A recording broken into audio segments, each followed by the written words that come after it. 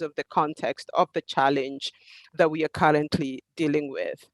I'm going to share a couple of slides to illustrate this. Tristan mentioned this, that over 811 million people, that's 10% of the world's population, are hungry. But sometimes it's often difficult for people to see this as not just numbers, but real people. So this is roughly the combined population of the Philippines, Russia, Nigeria, Mexico, Japan, Ethiopia, or simply put, the population of all of Europe. And worryingly, there has been a 20% increase in just 1 year. In addition, about 2.3 billion people are going without a number of meals per day. Essentially, for every 3 people on Earth, 1 of them is malnourished. And we should be really worried about this. The COVID pandemic has just made a bad situation worse. And in most developing countries, which were already struggling to deliver decent lives for their people, this level of hunger has resulted in destitution, erosion of human dignity. There is no worse form of human indignity than hunger. And worse still, an increasing loss of hope for the future, and especially among young people. But failing food systems, we have to put this in context. They don't just mean that parents are struggling to feed their children, but a lot of them can no longer afford to even send them to school, which is the surest path out of the cycle of poverty, especially in rural areas. But we know this has not always been the case. And I know this for a fact because I grew up in a small village on the foothills of Mount Kenya, just about 150 kilometers northeast of Nairobi. And those days, what I remember is our parents were able to feed and send us to school from the proceeds of their 5-acre piece of land, on which all manner of crops grew, from coffee to yams and maize and beans and vegetables. They had the right seeds at the right time. They had extension services available. The local market worked. And thanks to that effort, my 7 siblings and I obtained high quality education. Some of us moved to other sectors of the economy. Most of us are actually no longer directly relying on firms for survival.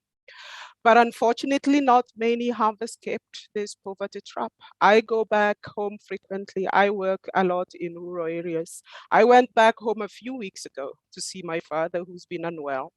And as usual, a chance to go home is also a chance to see my childhood friends. And I have a longtime friend who still lives on the farm, Mama Dennis, as we call her now. She did not go beyond primary school. She now has 7 children, grandchildren. All her children and their children are still relying on a small piece of land that is no longer productive enough for them. So land that used to be lush and productive is now constantly ravaged by drought. But even more importantly, it has been subdivided into small unproductive portions as population increases.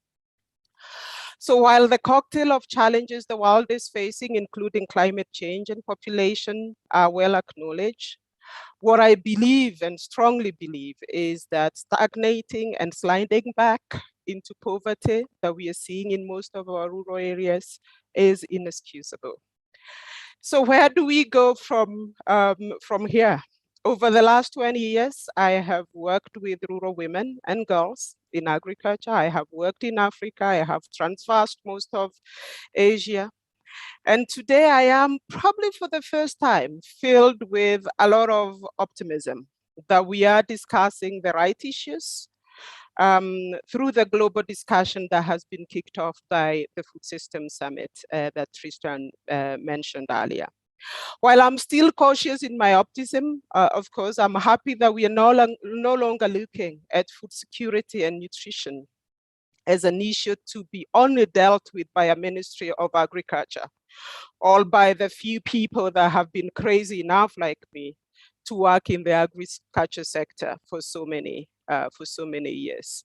We are finally bringing food systems thinking and the global community into issues of food and hunger. And for me, this meeting is so critical because it is good to see donors as well coming together for a reflection like this on what their role in transforming food systems is. So when Mauricio wrote to me, the organizers of the meeting, they gave me latitude to offer my honest reflections on what I think your role should be. And fortunately, I'm no longer in the donor world. I was in IDRC for 7 years until last year. So if I say something that does not sit well, please, you have to look for Mauricio. He accepted to have his head on the table if I say anything inappropriate. But all this just aside, we all, not just you, the donors, have to have really honest conversations if our work is to make a difference. As a start of my reflection, I would like to commend those that were involved in the production of the CERES 2030 report, including my own institution, IFPRI. Because for the first time, we did have a blueprint to guide the way we channel investments and funds for meaningful impact, and especially to address food and nutrition insecurity, hunger, malnutrition. I would like to highlight just some key numbers that are in the report, just to remind us. So the report outlines 10 recommended interventions to end hunger, to double the incomes of 545 million small-scale farmers, and to limit agriculture emissions in line with the Paris Climate Agreement. What the report also does is it gives us a breakdown of the required additional funding to make this happen. $330 billion US up to 2030, $33 billion a year. Some from donors, but also some from middle income countries that they provide in additional public spending. But the key question for me today is, what should you, as the donors, do to actually ensure that this money, these dollars we are referring to, actually deliver the desired results? First, I want to begin with the fact that while funding is critical, and we had a conversation earlier today as the meeting was starting about funding, sometimes it is not the foremost problem, because if it is not appropriately channeled, it can also cause problems. So why do I say this? Because the truth is, even with the kind of funding we have, we shouldn't be seeing the kind of spike in hunger and malnutrition that we are witnessing today, given the funds already going into the sector. Through my work with governments, with private sector, and with development partners over the past many years, I believe a redesign of donor funding approach must happen. Otherwise, any additional funding that we are calling for could potentially go to waste. So while I agree with the 10 recommendations of the CERES 2030 report, I would like to propose 3 broad areas requiring radical change for donor funding to work. I am going to be a bit territorial here and use Africa to illustrate my thoughts, because that's where I am from. And after all, I think I can't get away with calling our spade a spade. So first, prioritization, prioritization, prioritization. Because every time I work across the region, you see dead, ineffective, moribund projects that deliver no real benefit to anyone other than those that they directly employ. The root cause of a lot of these failed projects is that they're never aligned to broad development plans and strategies of the countries that where they are implemented. As most countries across the continent have competing priorities, we need to design investments in such a way that they go to top priorities, those that have the most impact on diverse populations. Now, these priorities have to be identified at the country level in close coordination and with full ownership of countries to ensure that they actually drive against the country's medium and long-term vision for the future. Prioritization also ensures that these funds are aligned with countries' capacities to absorb all the financial resources that are available to them. When resources are allocated to countries randomly, and I say randomly here very liberally, governments will most likely invest in areas that they can manage or that they have current capacity for. I live in Kenya. I am from Kenya. If you were to give us a couple $100 million US today, we are most likely to channel those funds to probably to input subsidy programs, yeah, that are not always the most effective, or yet to another series of trainings for farmers whose outcomes we probably will never know. Now, this prioritization is actually very much along the lines of what the CERES 2030 report has shown by breaking down where the $33 billion annually should go. The suggestion that I'm making today is that this kind of prioritization needs to happen at the country level. It needs ownership at the country level. And I do not want, and I'm in no way suggesting that governments have fully figured out what their own prioritizations are. It is one of the things that we are doing as one CGIAR.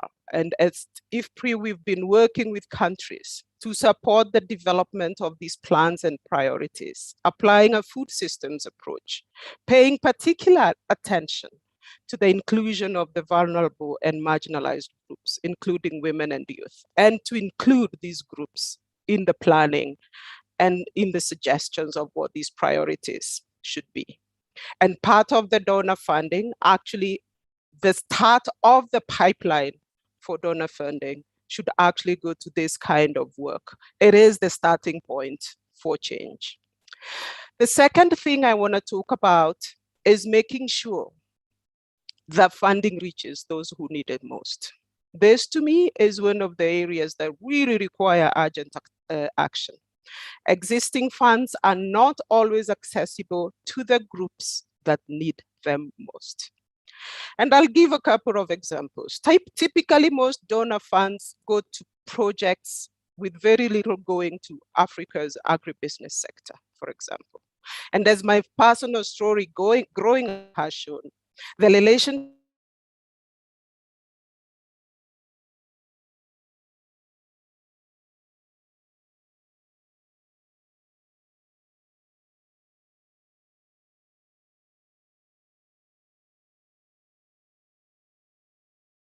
whether these markets are national or they're regional. But these SMEs hardly attract the kind of funding that they need. And interestingly, in the region, most of these SMEs are run by women. We have seen funds meant for businesses being channeled through development finance institutions that are not designed for the needs of the producers, of SMEs, or of women-owned businesses. Most of these DFIs are looking for large businesses and deals to invest between $5 million, $10 million at a minimum. Very few of these level of businesses in Africa are owned by women or owned by people in the continent. And neither do they have direct connection with the smallholder farmers that we are trying to reach. And incidentally, such small businesses do not even need $5 million. They do not even need $1 million. Sometimes they need $500,000 or $100,000 to actually make the difference for the smallholder farmers they serve. And so my call is that investment funds should be redesigned to meet the needs of these businesses. In the long term, this will actually support much broader agendas like the African Continental Free Trade Area. I'll give one quick example from India as well. Yeah. In India, a lot of women farmers are not recognized as bona fide farmers, but we know the roles that they play in food systems, right? They are regarded as wives or daughters of farmers. As a result, extension and investment programs are not always designed for them. And in instances like this, and I know the role of sending funds to universities because that's where a lot of innovations are coming from. But I also want to see some of those funds instead go to women's rights movements, women's organizations, women's cooperatives that are actually fighting for the recognition of women as farmers. The last thing I want to talk about as I close is coordination. Now, pick any country across Africa, and there are multiple players that are working in the sector. Most times, these players are operating with minimal coordination. And every effort should be made to ensure smooth coordination and accountability across government ministries, across development partners, across private sector entities, across the funders who are present in that country, across the implementing partners. Because this will not only ensure better delivery of results and accelerated development, but will also minimize duplication of efforts and wastage. And we know that even in country where that such coordination happens, that progress is visible. Now, as I conclude, I want to say prosperity is possible.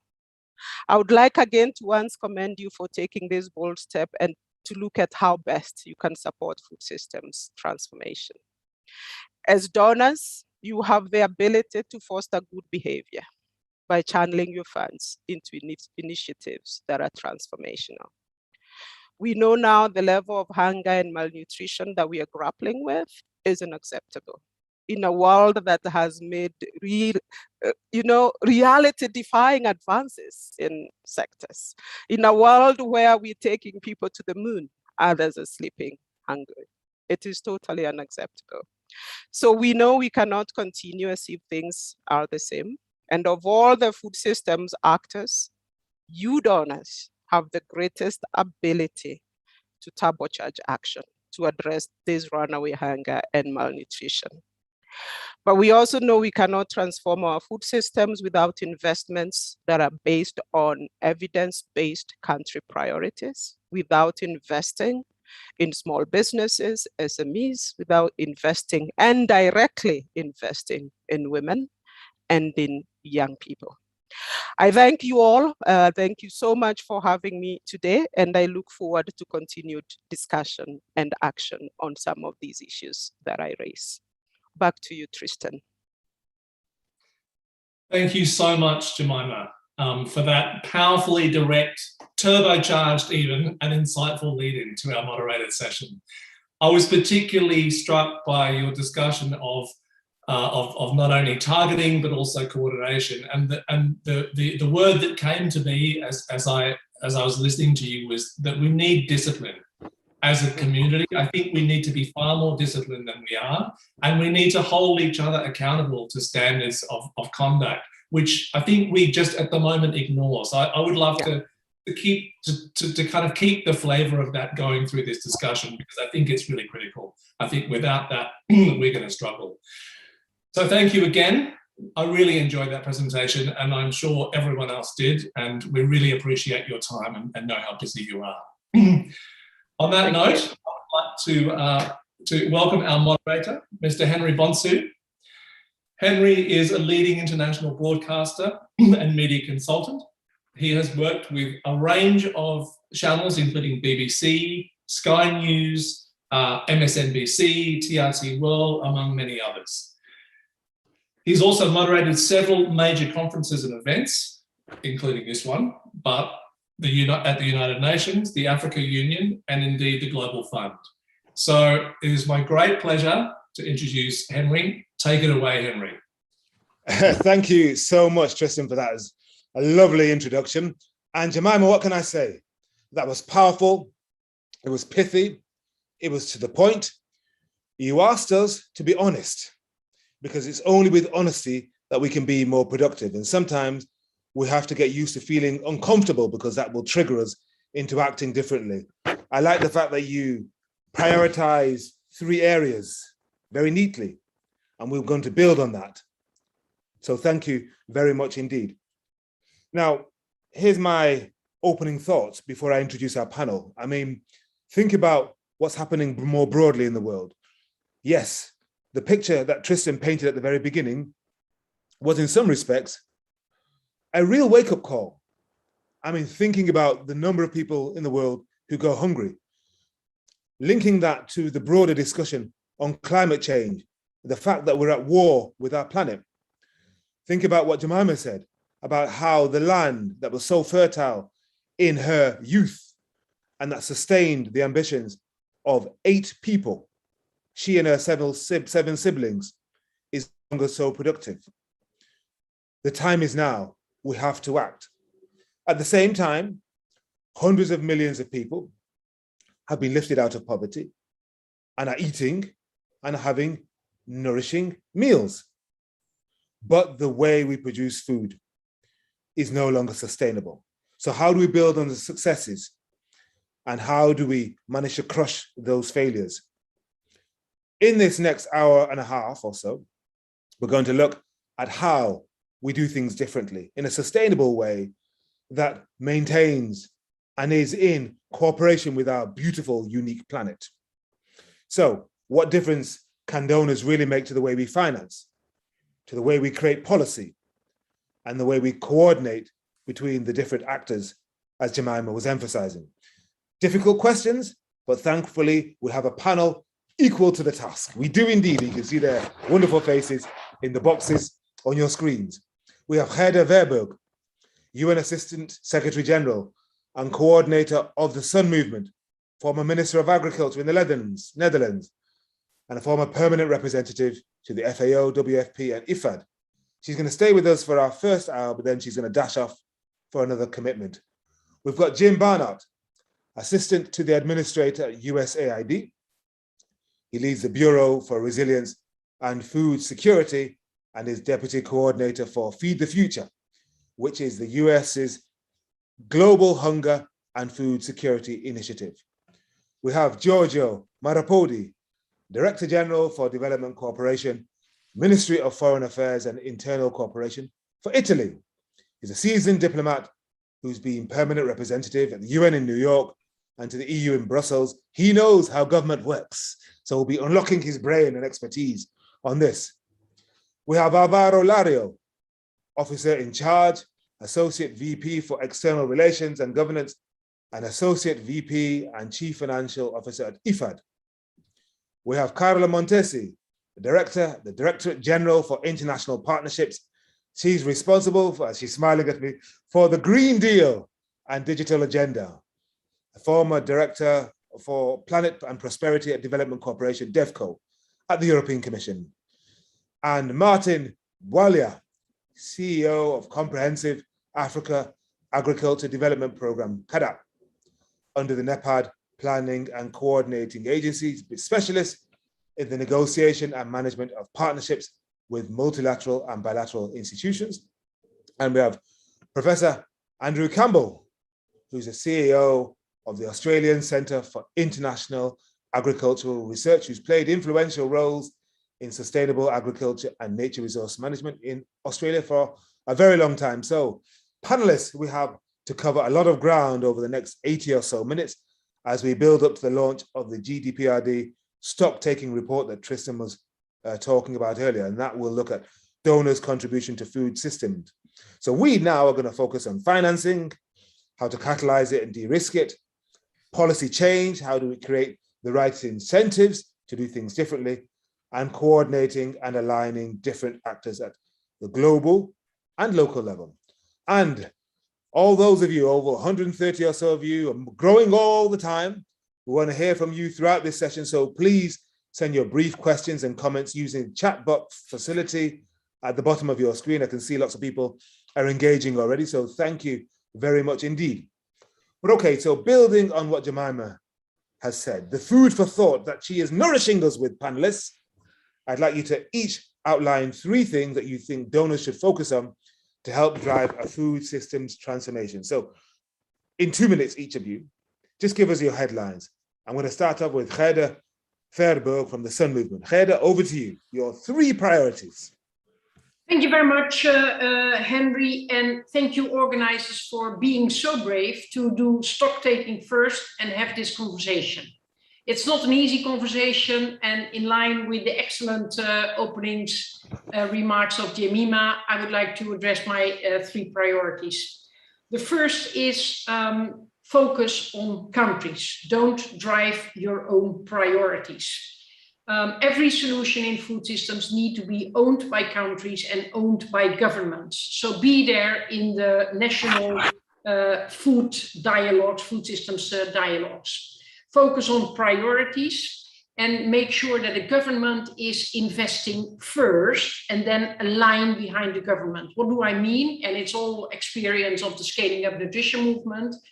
A government that put its money where its mouth is will follow up and is serious about transition and improvement.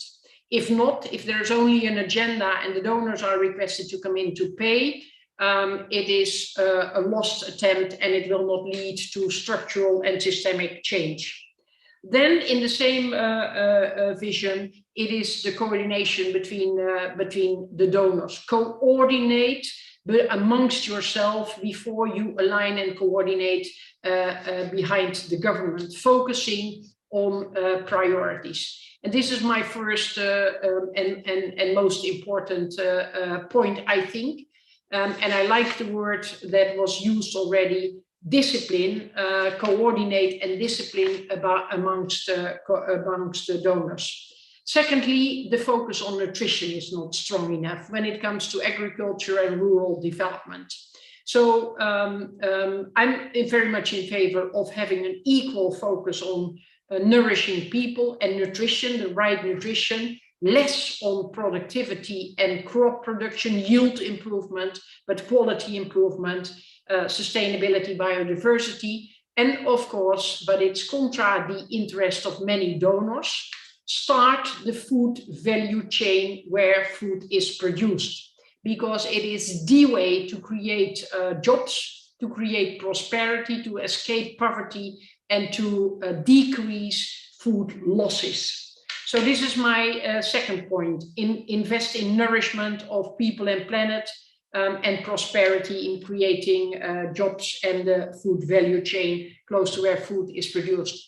My third point is the desperate need for change of mindset, also with donors. When we are really to implement the Sustainable Development Goals, nobody can stay into his or her comfort zone. What do I mean? Think global. We are at war with the planet. We are at war because we are losing the nourishment of people and we are losing a lot of prosperity. But stop with investment in projects and programs. They will not do the trick. They're only reaching people. They are not changing the perspective of people. They are not focused on ownership of people and communities of the solutions. So if you are to invest in systemic change, not only in policy, but also in institutional change, so that the change is there to stay and is there to continue, even if the investment is over. Finally, women and youth first. And I can only emphasize what has been said by Jemima already on this. Youth is everywhere and women are still lagging behind. And we should stop lip service, but really bring systemic and structural change to focus at least equally, but prioritize for the first time because they are lagging so far behind the investment in female women in the rural area. Thank you. Back to you, Henry. Thank you very much indeed. As I suspected, you gave me far more than 3. You gave me far more, but it's an embarrassment of riches, and it builds on what we've heard before, and it's going to catalyze the discussion in a magnificent way. So thank you very much indeed. I'm going to go to Jim Barnhart, who is the assistant to the administrator at USAID. So Jim, in 2 minutes, if you can, your 3 priorities. Good morning and afternoon, evening, Henry and everyone. Wow, what an incredible opening. Thanks to you and to the Global Donor Platform for hosting this already exciting event. And for me, it's a little after 7 a.m. and I'm already feeling like I'm well energized for the day. Jemima set the tone, and I want to build on that. Number one, ownership. Throughout my career, and I've spent most of my career in the field overseas and both in government and in non-government. The most successful programs are ones that are not that are owned and led by host country partners, and I include government, civil society, private sector. If the donors are not allowing the host country partners to lead the agenda, to guide them, and I mean us, then we end up having to impose solutions. It's one of the, I see it all the time. Donors have solutions looking for problems. We go around the world looking for problems. Instead, we need to be listening, and be humble in the way we approach our engagement with our host country partners. But Gert mentioned this, it's critical that we make sure that our host country partners have skin in the game, that they're investing their own resources. If they're not, then it is, whatever we're doing is doomed for failure. We have to ensure that that we're bringing all of the right partners together, and donors can play a role in making sure that everyone is at the table and we are listening, and we are being humble.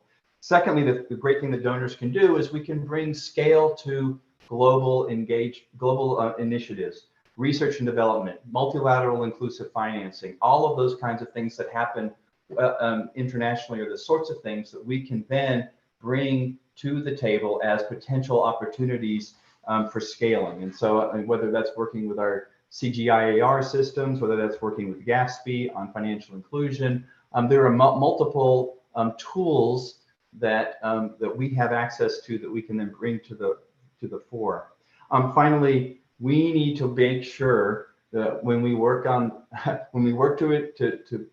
to support true country ownership, that all the people are at the table. It has to be inclusive. It has to include women, it has to include youth, it has to include marginalized populations in whatever partner country we're working with. And too often we talk about reaching the most vulnerable. No, we don't need to be reaching them. We need to be giving them agency and leadership, and again, following their direction for us in terms of where we put our resources. So let me stop there. I think I've gone over 2 minutes, Henry. Back to you. But it's exciting to be part of this conversation. That's right. You're on time, you're on budget. So thank you very much indeed. Tremendous. So far from Gerda and Jim, we've looked at the priorities, focusing on countries, coordination amongst yourselves first, think about nutrition, food value chain, where food's produced, stop with the investments on projects, look at systemic change. Then Jim focusing on ownership in the field, where he's done a lot of his work, and these countries must also invest their own skin in the game. They have to have something to gain or lose, bring scale and be inclusive. Tremendous. Let's go to IFAD. Alvaro, Lario, yes. Okay, so let's hear what you have to say in 2 minutes, those 3 areas for you that are a priority. Yes, over to you. Thank you very much. And let me start by thanking all members for the trust in IFAD. We are hosting the GDPRD Secretariat since 2020, and also for the invitation to speak today. So I'll try to be very brief.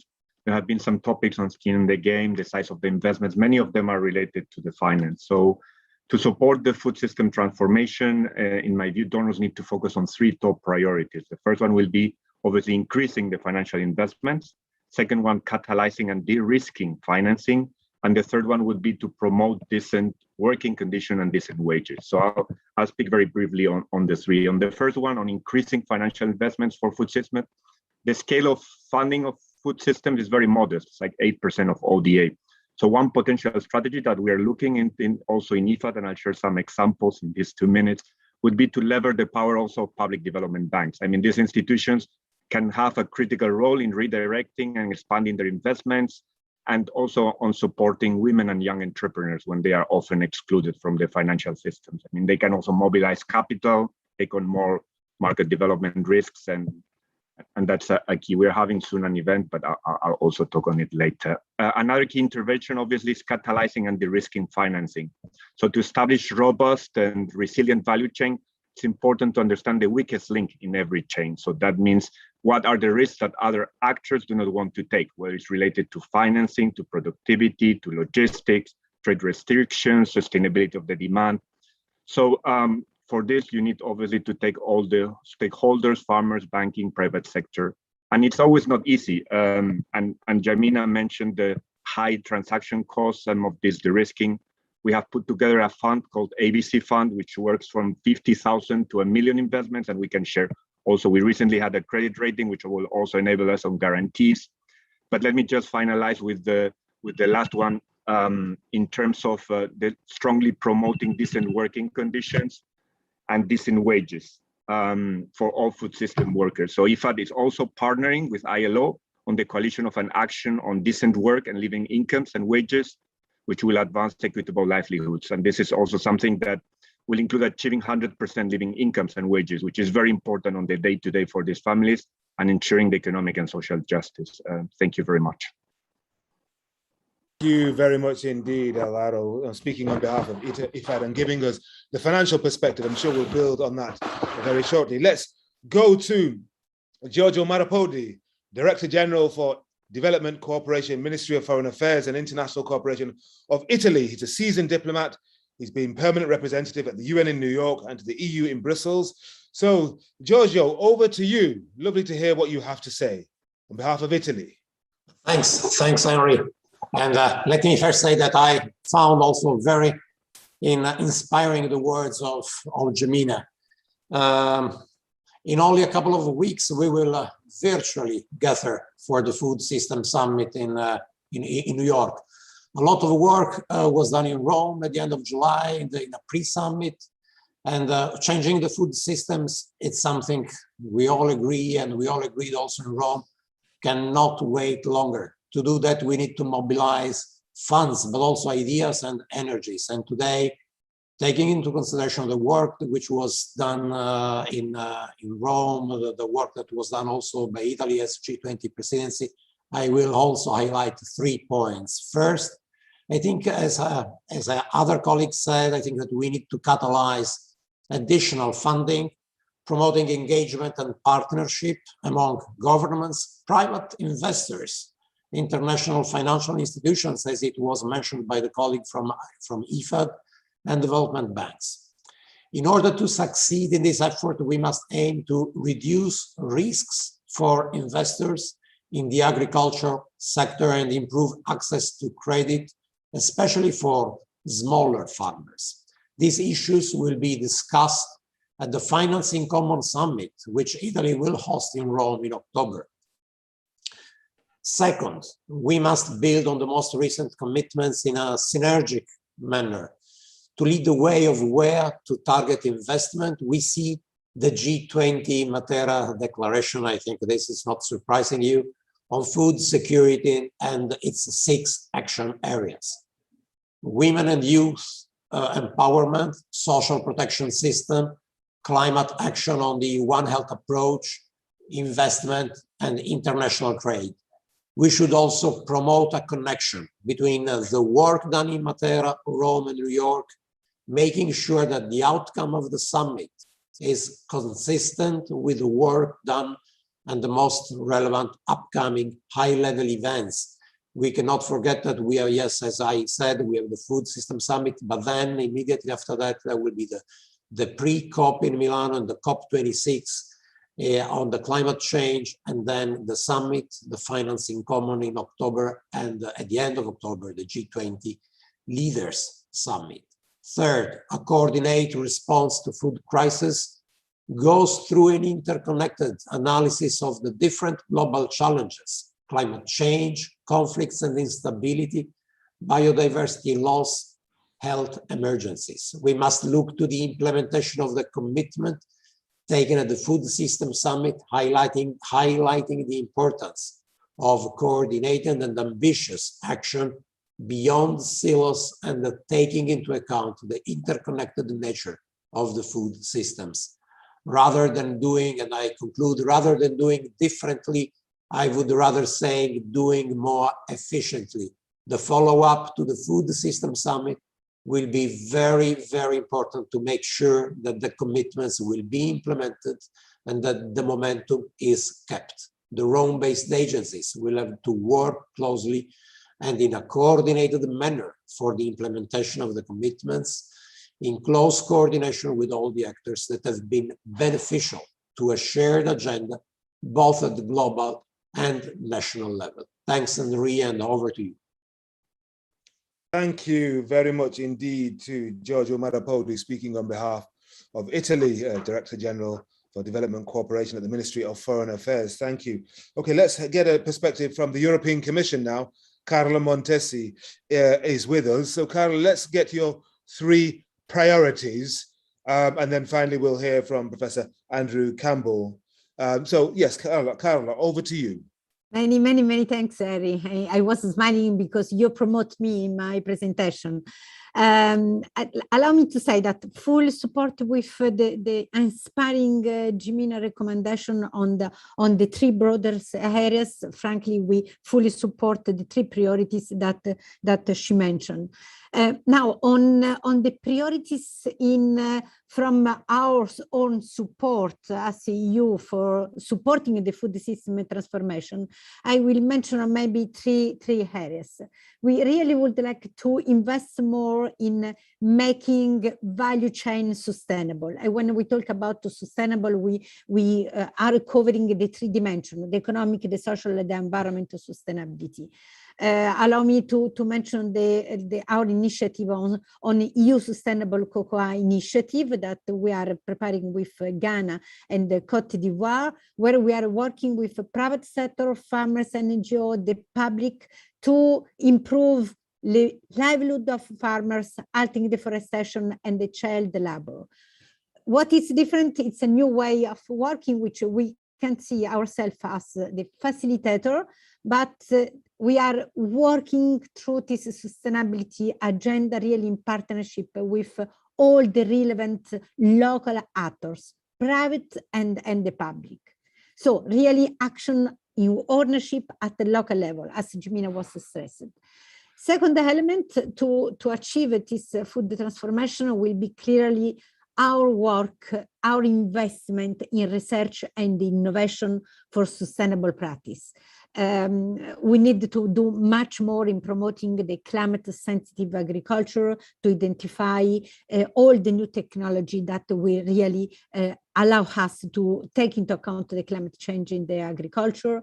We have launched our program, and we are implementing our program at DESIRA that is, of course, looking in particular through climate relevant practice in sustainable agriculture, but much more has to be done, and we really need to expand the knowledge base on agroecology. That seems to be one of the solutions.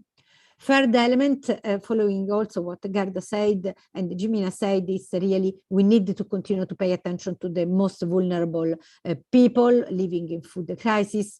We know that the COVID is taking attention, I would say in some way, away from this crucial matter, but figures are again negative, and we really, as a donor, continue to join, for example, the Global Network Against the Food Crisis, and continue to work together in analyzing, preventing, and preparing the food crisis.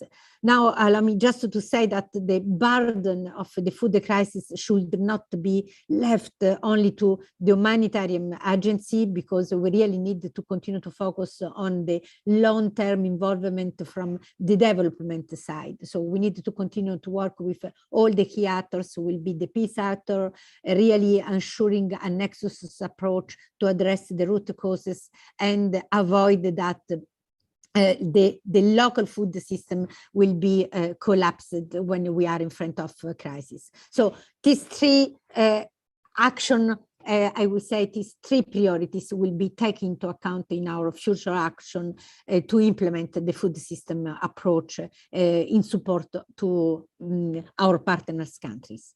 Over to you, Henri. Tremendous. Thank you very much indeed. So we're seeing a degree of alignment in the 3 priorities that each of you have mentioned thus far. Some differences, of course, and one would expect that with a diverse range of organizations, but some very clear and you might say welcome alignment between the parties. Okay, let's go to Professor Andrew Campbell from the Australian Centre for International Agricultural Research. Over to you, Andrew. Thank you, Henry. I'm going to focus my remarks primarily from the science and research perspective. I completely agree with the comments of my fellow panelists and the wonderful keynote from Jemima. But as Carla has just identified, if you're going to transform food systems, then obviously business as usual is not going to get you there. So we are going to need a level of innovation in the food system, not just agriculture, that is unprecedented. If you think about the big causes of greenhouse gas emissions, in the energy sector, emissions intensity is coming down. In the transport sector, it's coming down. The food system is on track to be the biggest cause of greenhouse gas emissions, and our emissions are going up. So there's a level of innovation required which will be unprecedented in human history, how to produce more food, healthier food, more equitably shared, but from a smaller footprint. So understanding that whole system is my first point, not just the technology, but the social, cultural, policy, institutional dimensions, markets and power. So we'll need social science alongside really clever economics and policy science, and of course our traditional disciplines of agronomy and so on. That work will have to be underpinned by clever foresighting about the climates that we're going into, not the current climate. We need to be thinking 5, 10, 20, 50 years ahead of what sort of climate we're going to be needing to produce food in. As Jemima said, we have way too many small projects and programs that are duplicative, fragmented, not sufficiently owned in the context in which they're being funded. So we need donors to coordinate and collaborate and work together. But there's no point doing a big complicated collaboration if you only move at the speed of the slowest partner. So it's important that if you're going to invest in the transaction costs of collaboration, that you actually take more risks and build more critical mass than each of the partners could on their own. And that is the tricky thing, which in my view requires very skilled partnership brokering. And that's something that we've got to get better at. And it's not just having the same usual partners around the table. The food system is connected to pretty much everything else. This global pandemic that we're in now started in the food system. The food system is the biggest thing that humans do on planet Earth. So it should be possible for us to create new alliances with other parts of civil society, and frankly, some of them that have a lot more money. As it's pointed out, only 8% of aid funding currently goes into this area. There's a lot of scope for us to do innovative new partnerships that give us more resources. So they're my 3 things, Henry. Business as usual won't get us there. Take a systems perspective, collaborate and innovate as never before, and that's going to require really skilled investment in partnership brokering to make sure that those partnerships are more adventurous and not just incrementalism.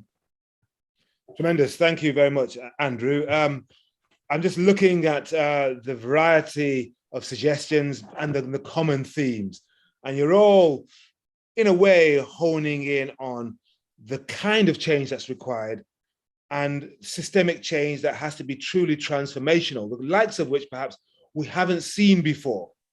So the question is, what does that really look like? What is meant by this kind of systemic change? How will we know it when we see it? So I'm going to ask you, Jim, first of all, what do you mean by systemic change? What does it look like? Have you got any examples? How big a shift are we talking about here? Because as Andrew said, the food system is the biggest thing that we as human beings actually do. What do you think, Jim? It's a super question, Henry, and there's a lot of different ways to cut at it. And there's so many things, interesting things that the fellow panelists said that I've been taking note of that I wanted to circle back to. But okay, so your question is really on sort of that big picture. How do we look at this as a system, and what do we need to do? I'd start with with Andrew's points that he was just making in terms of this issue of research and innovation in a changing world where climate change is accelerating around us. We have to innovate our way out of this, and it has to. And there are CG systems. There are other research institutions around the world that are coming up with really incredible solutions and ideas. But how do we get those to the countries that need them? We've got to figure out scale, and that's one of the things that we work with in our Feed the Future program within the U.S. government. Is we have 21 innovation labs. We work with in the U.S. and we are trying to take those innovations, those research ideas, and figure out how you then get them to the field. Scaling in the local context is critical, and so making the linkage between the research, the lab, with the smallholder farmer is something that is a challenge for all of us. It continues to be. We've made a lot of progress, but there's quite a bit more that we have to do if we're going to address that kind of systemic change at the very basic level of the smallholder farmer. We also, I think, as donors, need to rethink how we talk about what we do. We have a tendency, because it's our way of our narrative persuasion, to talk about people. We talk about wanting to support individuals, right? But what's really needed, and I think Carla mentioned this, certainly Gerda mentioned this, and Jemima mentioned this, is we need to think about how we are supporting host country systems. And that's not as sexy to talk about, right? People don't really want to hear about how an organization, a farmer extension program needs to expand, and how you bring in smallholder farmers and how you bring in agribusiness. But that's where the systems approach has to come in, right? And we don't want to talk about it. We want to talk about, well, we've reached 2 million people, and we've saved them over this particular period. But that is often simply non-sustainable humanitarian assistance, which helps somebody get through, community, get through a crisis, but doesn't help in the long run. It doesn't get to the root causes that we've heard about, right? So we have to be willing to talk about systems with both amongst ourselves and frankly with a lot of our taxpayers and donors around the world, and be willing to address the fact that we are looking at long-term systemic change and not trying to help that very basic emergency appeal approach. So I don't know if that makes sense, Henry, but it is something that I think we have to take on, and particularly a lot of the implementing partners that we work with. We need to have them step up and think broader about how we allow host country ownership and systemic strengthening. Yeah. Seeing a couple of nods by fellow panelists, that's good. I'm not completely. Yeah, let's see what some of our other panelists think about this, because it's really important. And as somebody who works in the communication business, sometimes it's very difficult to get that across to the people who are funding this part of it, ultimately the taxpayers of these various countries. Carla, I can see you're nodding. What do you understand by systemic change? What's your thought on this? Yes, allow me to join the conversation, because this element is very, very important. Jemima mentioned very well, and all the others, but it's a crucial one. You look, when we are saying in Europe what we are doing for this food system and transformation, we have launched a clear strategy, the Farm to Fork strategy, where we really want to move away from this traditional settler approach characterized by all the different policies, just to ensure an integrated approach. And inside Europe, we have asked to all the countries in Europe to prepare their own pathway in which they think they would like to mention this transformation. And this is exactly the things that we need to do with all the partners. So if we really want to succeed in this food transformation, each country needs to prepare their national pathway. So, and we really want to support ourselves in this process. So we are working with FAO, we are working with Italy, with IFAD, in order to ensure that for each country we have in some way a food system analysis, a food assessment in order to achieve this transformation country by country, take into account the multi-stakeholders discussion at the country level. So we, as a donor, we really need to ensure that in each country we have this national pathway and we all come together with a strong coordination in supporting the country, in implementing their national, in preparing and of course in implementing this national pathway. This has to be the systematic approach. We are doing in Europe mobilizing private sector and the public sector all together, and I think it's the work that we need to be done in all different countries. Thank you very much indeed for that, Carla. That's tremendous. Thank you. Okay, now we're kind of moving around a little bit, and some of our other panelists may have further thoughts on the systemic side of this discussion, but I want to follow this particular narrative that I highlighted at the beginning. And if you want to bring the systemic answer into it, you can. But I'd mentioned at the beginning, finance, policy, innovation, and alignment. And each of you, in your own ways, in your 3 points, has also talked about this. But let's drill down a little bit on finance. And a number of you have mentioned the ways in which we have to catalyze and de-risk financing in a way that will benefit all actors. Yes, we're talking about an increasing 14 billion a year, the Series 23 called for last year. My thoughts are, is that realistic? And can it be achieved? But fundamentally, what is the best way of catalyzing and de-risking financing? Alvaro, you're a finance man. You're a finance guy. You brought finance in. So let me put that to you. Catalyzing and de-risking, how are we going to do this? Thank you very much, Henry. First of all, I wanted to also share that among all the aid, and as the Duke report has pointed out, many of the aid was bilateral, like more than 70% was bilateral. I think multilateralism, we're a big believer, obviously, and I think that coordination comes from there. The new resident coordination system at the UN system could be a way of getting all of these priorities together, the national pathways, and talking with the country. So it's still in the making. I think we can make it work better. I'm a very pragmatic person. We have driven a lot of changes in IFAD through this pragmatism and trying. So let me share some of the challenges we have had. As an example, the ABC Fund with the EU, which has helped us in trying to address the missing middle. We put together a fund in which we were lending to small farm holders, especially young people who were with their business, 50,000 type of tickets up to 1 million. And there you see the reality of the difficulty, of the costs, of how the balance between the financing and the impact. And that's the real day-to-day life on the difficulties of how to put this together. At a more systemic and organizational point of view, we have just started a private sector, also ARM. IFAD has been lending on sovereign lending for 40 years. We do believe that's not enough. There needs to be this dialogue with the private sector too. We have put together for the last 2 years, we have started at ARM with private sector. And this is little by little disrupting organizations, trying things new, which are difficult, are complicated. That's why people do not do them. We have just been the first UN fund to get a credit rating. This we do believe will help us to also mobilize and de-risk local balance sheet as an example in terms of trying to promote more lending to certain, obviously, women, young entrepreneurs using that credit rating. So using all of this, let's say, less theoretical and more practical means, we have to all work on them.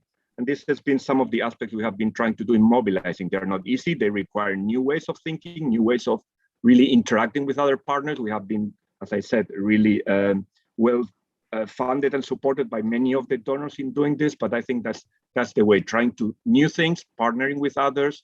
And I'm being very pragmatic. I'm a believer in small steps. And I think that's the way forward. Thank you. Tremendous. Small steps. That's the way forward. Gheda, speaking on behalf of the Sun Movement, are these steps big enough? Are they too small? Is this kind of transformation radical enough as far as you're concerned, especially when it comes to catalyzing and de-risking financing in the way Alvaro was saying? Thank you very much, and thank you all panelists. I don't think that it starts with financial issue and capital and investment, financial investment. It all starts with rethinking the food systems that are there at the country level, to build on where they are and to do it in a way that can be owned by the countries. Changing food systems is a matter of political will. If there is no political commitment, if there is no political traction on it, then the international community can do, and donors can do what they want, but it won't be the systemic change. There will not be an improvement of nutrition. There won't be an improvement of biodiversity and stopping climate change, etc. There will not be economic development. So my experience is that this needs to happen first, with all people involved, all actors involved around the table. And I would like to recommend, because I very much appreciate what Andrew said in his first contribution and what Jim said, the international donor group and the rural group is brave to take this on. You need to rethink, because you will not get the food systems done in the way if you continue to operate as you did. If you continue to do what you did, you get what you want. So change is needed, and donors need to ask themselves, how can we collaborate? How can we align behind the government, and how can we focus behind country initiatives in such a way that we contribute to financial investment, but also to human capacity investment, because one without the other is not good enough. And then the second point is, and I said it already, stop thinking in programs and projects, think in changing the life and the life and situation of communities and families, so that they can drive their own future. That is the systemic change we need, that they continue after the contribution has stopped to bring this change. So in the Sun Movement, we never start with finance. We first get a sound plan where everybody is involved. Then we get the priority setting. Then we get the first investment from the government. And then we try to align all the donors and investors around it, which is still difficult, because global and also bilateral donors very often have their own priorities, and they want to drive their own priorities also at country level. Thank you very much, Gerda. Andrew, then, let me bring you back in. So if we are turning things upside down, as Gerda in a way says we should, because I talked about finance, he says, no, we shouldn't start with finance.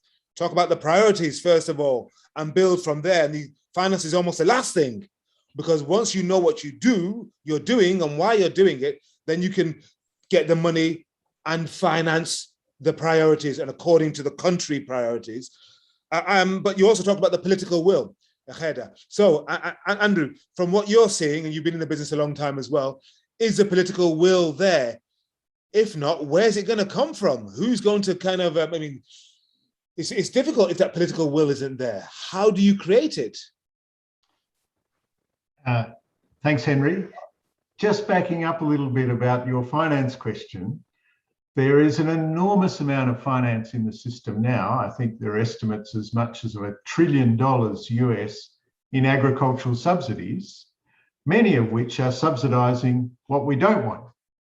So that is a very good place to start, is in redirecting the existing finance in the system to incentivize the systems and behaviors that meet the goals around nutrition and reducing environmental footprint, particularly not just greenhouse, but also water is absolutely crucial. and biodiversity. So too many of our subsidies at the moment drive the wrong systemic changes. So that's a very prospective place to start. And the beauty of food, as I said before, it's connected to everything else. All of us eat. So that's where the political will comes from, is the more enlightened consumer and the value chain actors who want to be able to market their produce in ways that appeal to people who are oriented towards the future. Now, this is different, obviously, from a subsistence agriculture context that I think we're talking about a different range of interventions there. But in the broader market-based system, we've got to do a lot more with consumers and a lot more with getting value chains the right size. We've developed a global food system with incredibly long, complex value chains, and now we're seeing the risks associated with those. This is not to say that everyone needs to be self-sufficient with what they grow in their own backyard or on their own balcony, but there's a lot more room for growing more closer to where people consume, and for what we call circular economy approaches, where we turn what's currently wasted back into nutrients or food or water or energy, or sometimes all of those things. So there's a lot of scope for innovation if we rethink the wiring, the plumbing, the wiring, the way in which the system is organized. It's not about incremental change, it's reconceiving systems. And I think COVID has given us a fabulous opportunity to do just that.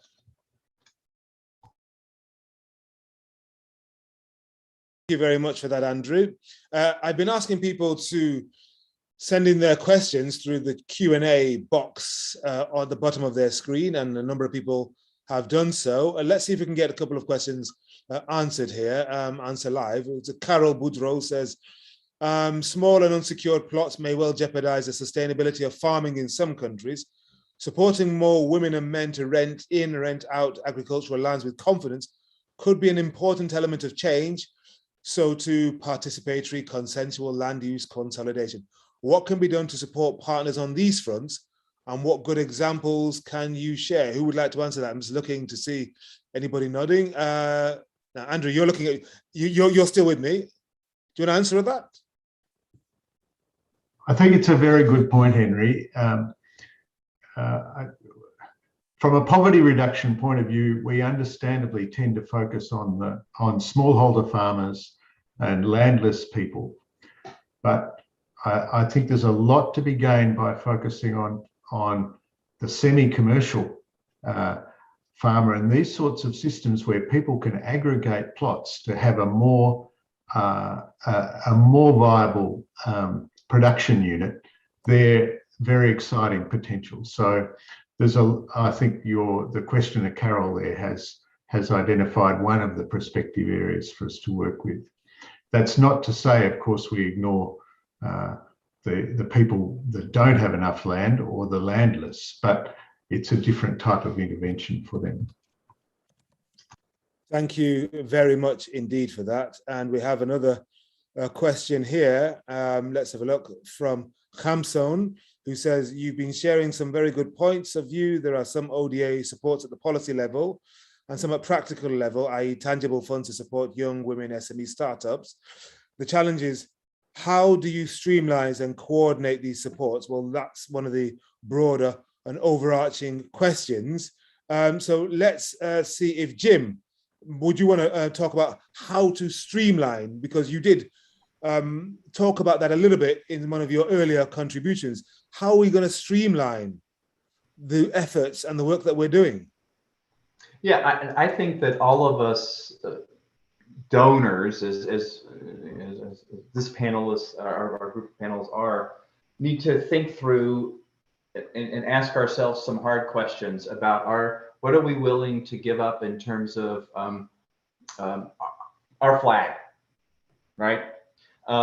And so I think both at the headquarters level, where I currently sit, we are having broad discussions on how we can be more catalytic, creative, and collaborative on the financing front and on the programmatic front, to ensure that we're willing to work in a multilateral fashion, in a collaborative way across with other donors, with private sector, civil society, and not necessarily have to make it all about our projects and our programs. So I think once we step out of that and we're willing to have open discussions with others on this, that then there are opportunities, whether they be the Global Agriculture Food Security Program that the bank runs. There are a number of if we're talking about Africa, there are a number of regional-based de-risking programs if we're on the finance side that we can join and be a part of a multilateral effort.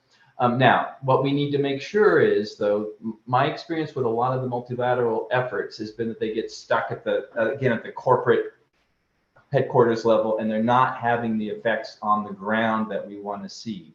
And so that's why it's critical that we go back to the basics that Jemima started us with, which is to ensure in our partner countries where we're operating, are we following the leadership of our host country partners in the government, civil society, private sector? If we're not doing that, then we can create as many these multilateral approaches from a corporate level. That's not going to have the desired effect that we want to see on the ground. And so we can model at a headquarters level, as we're doing on this panel, because all of us are HQ folks, the way we want to work together, but then we've got to make sure that that's happening in the field. And that our people that are working in our host country partners or host countries are then in the same way collaborating across the multiple platforms within their own countries, but in lockstep with the host country government. That's the fundamental essence of this, and I keep circling back to that because I think that is what we need to be focused on. Henry, do you allow me to come in because I need to leave shortly? Yes, both you, Gerda, and Carla, are going to leave us very shortly. So let's hear from you and then Carla before she leaves. Yeah. Please, yes. Yeah, thank you very much.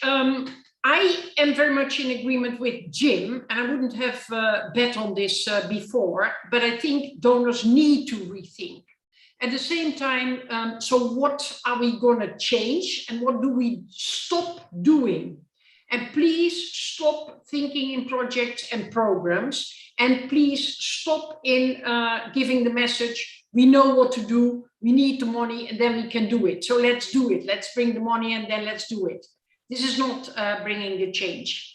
I think donors also need to think, how can we also start to think against our own short notice interest? Because if you start the food value chain, if you are really to start to create jobs in countries that produce the raw materials, isn't it against your short-term interest of your country, and will you get support for it? But you need to think about it. The point about subsidies, rethinking subsidies, how do you do this in a way that you don't get war within the current recipients, with the current recipients, because they will start to lobby immediately. So how can you change also funding approaches, the very siloed approach in different funding initiatives, and bring them through incentivizing closer together? Collaboration is the answer. Focusing on and aligning behind country government is a second part of the answer, and creating ownership for the people in the country or the country itself is the third part of the answer. Thank you very much. Peter, thank you. Thank you very much indeed. And thanks to Carla. Carla had to leave us, sadly. And Georgia also had to leave us. There's a lot going on at the moment, but we still have some speakers left. And so that means you're going to have more airtime in the final half hour, because there are a number of questions that I really want to get your thoughts on and your answers to. Alvaro, here's one. I'm wondering about consensus. I'm wondering about alignment, because that is one of the, well, it's not an elephant in the room because people have mentioned it, okay? But I'm just wondering how much more consensus or alignment is needed among donors on the kind of action that is required to actually transform food systems, because people agree in principle, that this needs to be done. They say it in reports. I'm sure that will be fed into the Food Systems Summit and the white paper. But how far apart are people, would you say, Alvaro? Is there a meeting of minds, but not a meeting of action? Is there not a meeting of minds at all? How do we bring people together, Alvaro? Thank you very much. So perhaps on the operational side, I mean, our main experience obviously is through farmer organizations, centers of research. So we have been somehow playing that role, and it's not an easy role in coordinating. With respect to the donors and your question, I would say when we talk about donors, obviously you have a variety of donors. You have member states, you have private sector, you have civil society. So even if you think about member states, multilaterals, institutions, their business models are also quite different. Some of the multilaterals have a lot of different sectors, and agriculture sometimes is less than 10% of their own. When member states are talking about these institutions, probably agriculture is not one of the primary focus, and you have infrastructure, energy, and others which are politically also more flashy. The business models, if you think about the Rome-based agencies and just on our coordination, speaking about ourselves, you have a mostly humanitarian agency, you have a normative agency, and you have ourselves, which are an implementing agency. Just coordinating these very different approaches, and even for ourselves, at least the member states is easier, but just the same member states here as in other multilateral institutions. Some come from the Ministries of Finance, the Ministries of Agriculture. So even at the national level, to be frank, when we discuss, there's also, as we know, difficulties between the different ministries and the financing and the policies. So it's not like it's an easy coordination matter, and we all know it.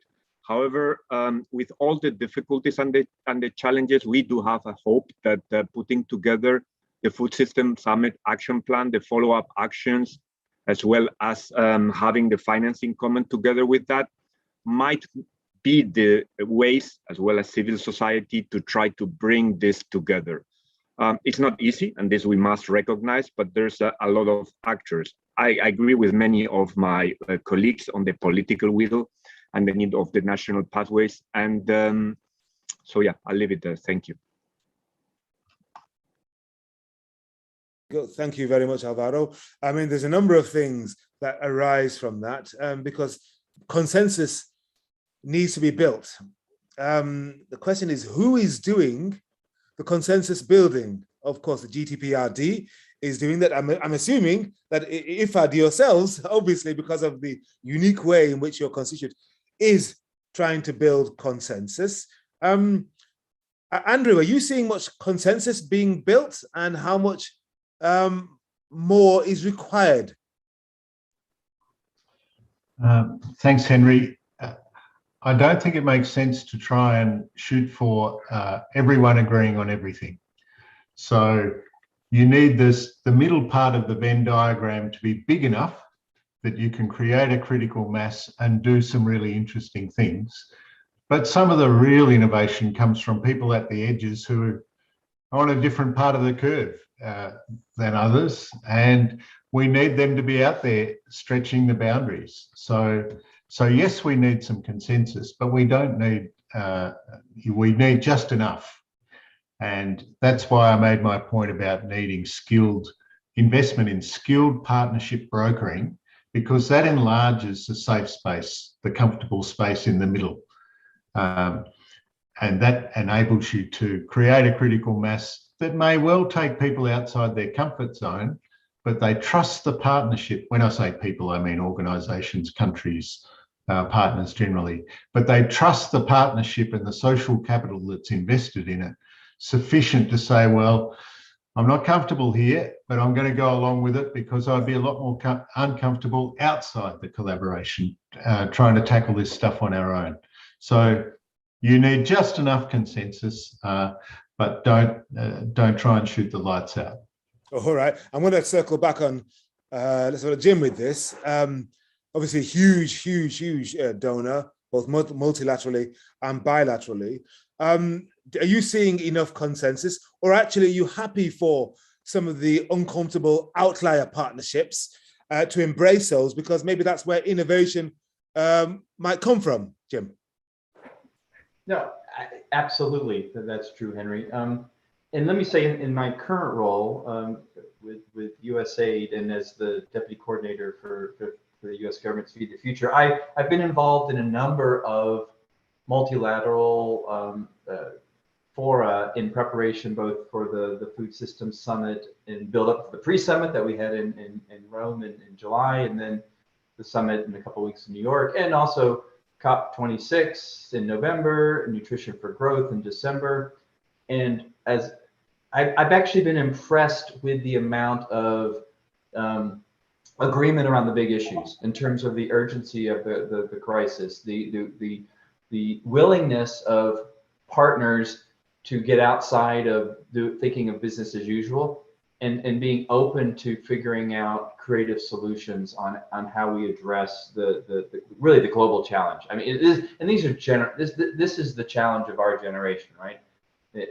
Climate change, global inequity and exclusion, and of course, right now we're fighting COVID. I mean, those are the three big things. And when we look at the Food Systems Summit, we look at COP26, and we look at Nutrition for Growth particularly, those are real opportunities to bring everyone together. And I think there's far more that brings us together than separates us. So I think we're in pretty good shape there. I think Andrew's right. There's going to be things on the margins that we might haggle over, but that's to be expected, and that's fine. And we're going to. I actually am quite optimistic on how we are coalescing around some of these key issues on the need for systemic change. I've got a lot of. I'm going to stay with you, Jim, because I've got a lot of questions coming in here, and other guy, my other panelists can join in as well. So a number of people are talking about policy, about innovation, and looking at things like land tenure, which they say is critical to produce healthy food. We've got Christina who says, according to the speakers, how much securing land tenure contributes to fighting hunger and poverty and guaranteeing a sustainable food system?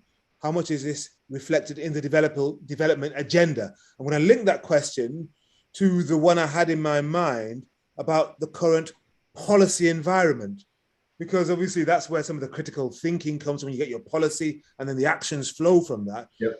I'm just wondering, from a USAID, a USAID point of view, is that something that you look at when you're working with a country as a partnership and you're trying to work with the farmers on the ground? You've done a lot of work on the ground yourself, Jim. And when you look at the farmers, you think to yourself, if this woman had tenure, she knew this was hers, and no chief or traditional ruler could say, sorry, this is mine. You've got it for 2-3 years and I'm taking it back. How much of an impact would that have, you think? So I'm just thinking about if you could talk about that and link it to the policy environment, because I think they're linked. Yeah, absolutely, they're linked. And talk about ownership, right? We keep circling back to this key fundamental principle of what we're trying to get at and expand on in our work, right? So I was 4 years in Zambia, and one of the things that we spent time on as a U.S. government working with the Zambian government was just trying to get the records in order of land ownership, so that people, again, if you're going to take out a loan, you have to show title, right? Often, you usually need some kind of collateral, and a title can serve as a great bit of collateral for a loan that allows you to expand your production. And so we work very closely with the government of Zambia on working on the records and ensuring an easier process for people to register, to purchase and transfer land titles. Because we recognize exactly what you're saying, Henry, which is that is a first step toward agency for any individual, family, and community, and then allows for a broader systemic change across the country. And it goes back to this point I was trying to make earlier, which is, as a donor, when we're looking at partner countries, we want to make sure that our host country is serious about the systemic change. We don't have the ability to affect the kinds of traditional land tenure issues that you're highlighting, right? But the host country does. Yes. And so we need to have open and honest conversations and say, look, I mean, we want to be partners with you. We want to follow your lead. But you're going to have to address this fundamental issue, whatever, and it varies by country, right? And it varies by region. So you have to be flexible to how you address it, but you need to stick to principles, which is, what are you going to do, our host country partner, to step forward and make the kinds of policy changes that then we can support, either with technical or financial support, whatever you're looking for, to then allow a scale of that particular aspect of the change we want to see. Does that make sense? It does. Thank you, Jim. That's really good. It was an involved answer, but it was a good answer. So thank you very much indeed. And now we have Willem Althoff from the European Commission, who's raised his hand for a question. I think this is going to be a live question, is it? Willem, are you able to join us? If you can hear me. Yes, we can. Thank you. Okay, great. Many thanks, Henry, and fascinating discussion. And obviously, a big issue is we all agree on on the fact that we need to transform food systems. And we also need to know that there are certain directions we have to go into. But food systems in their own right, they're a holistic concept. They're difficult to deal with. And what in the view of the panelists would be, let's say, essential entry points to trigger these changes in food systems? And we heard some suggestions, but obviously there is an agenda to work on things holistically and to keep people working together, multi-stakeholder, intersectoral, etc. But sometimes you need specific entry points to trigger that. And Willem, do you have something in mind before I ask the panelists? Look, I'm not going to give an answer to my own question. Just in case. Of course, I have things in mind yes. Because at the European Commission, we are also thinking about that question. But it would also be interesting to hear it from others. Thanks. Okay, thank you. Let's go to Andrew Campbell. Entry points, maybe the soft underbelly, if I can use a natural history analogy. Do you have one in mind? One or two entry points? Sure, Henry. We've just done an analysis of food system resilience in the face of COVID across Southeast Asia and the Pacific Island countries. And one of the things that's come up in that analysis is the design of social protection measures, many of them in response to COVID. Some of those social protection measures have been brilliant in supporting local food systems and food system resilience, and others have undermined food system resilience through not being designed so well. And so that is an entry point at the moment. We're finding that in some countries, agriculture's played a fantastic shock absorber role in the face of COVID, absorbing a lot of people with rapid movement of people away from the cities and back out to the countryside, giving them meaningful work to do and improving local food systems at the same time. So incentivizing those sorts of things that come up with sensible changes to supply chains is a really good entry point right now, because a lot of supply chains have been disrupted by travel restrictions and shipping problems and other things. So now's a really good time to get in and think about how we can, through existing social protection measures, if they're well designed, they actually boost the resilience of the system and benefit the poor, the landless, women, youth, and so on in clever ways. So there's one. Very much. Tremendous, Andrew. Thank you very much. I'm seeing a lot of activity in the chat as opposed to the Q&A. Let's get some more questions, please. We've got a little bit more time. Thank you, Jacques Conforti. He says, to be sustainable, food system transformation should translate in the reduction of inequalities locally and globally, economic, power, culture, etc., inequalities. And then Harriet says this, she's talking a lot about policies this afternoon. I have noted the need for donors to align their funding agenda to national policies, but also support given within the strategic plans of partners, which are in most cases to target the vulnerable groups. Thank you very much, Harriet. And then a question from Angus Keck.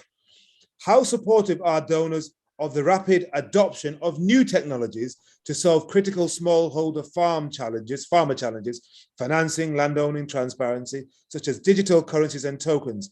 Are donors likely to take a wait and see approach? That's interesting. How supportive are donors of the rapid adoption of new technologies?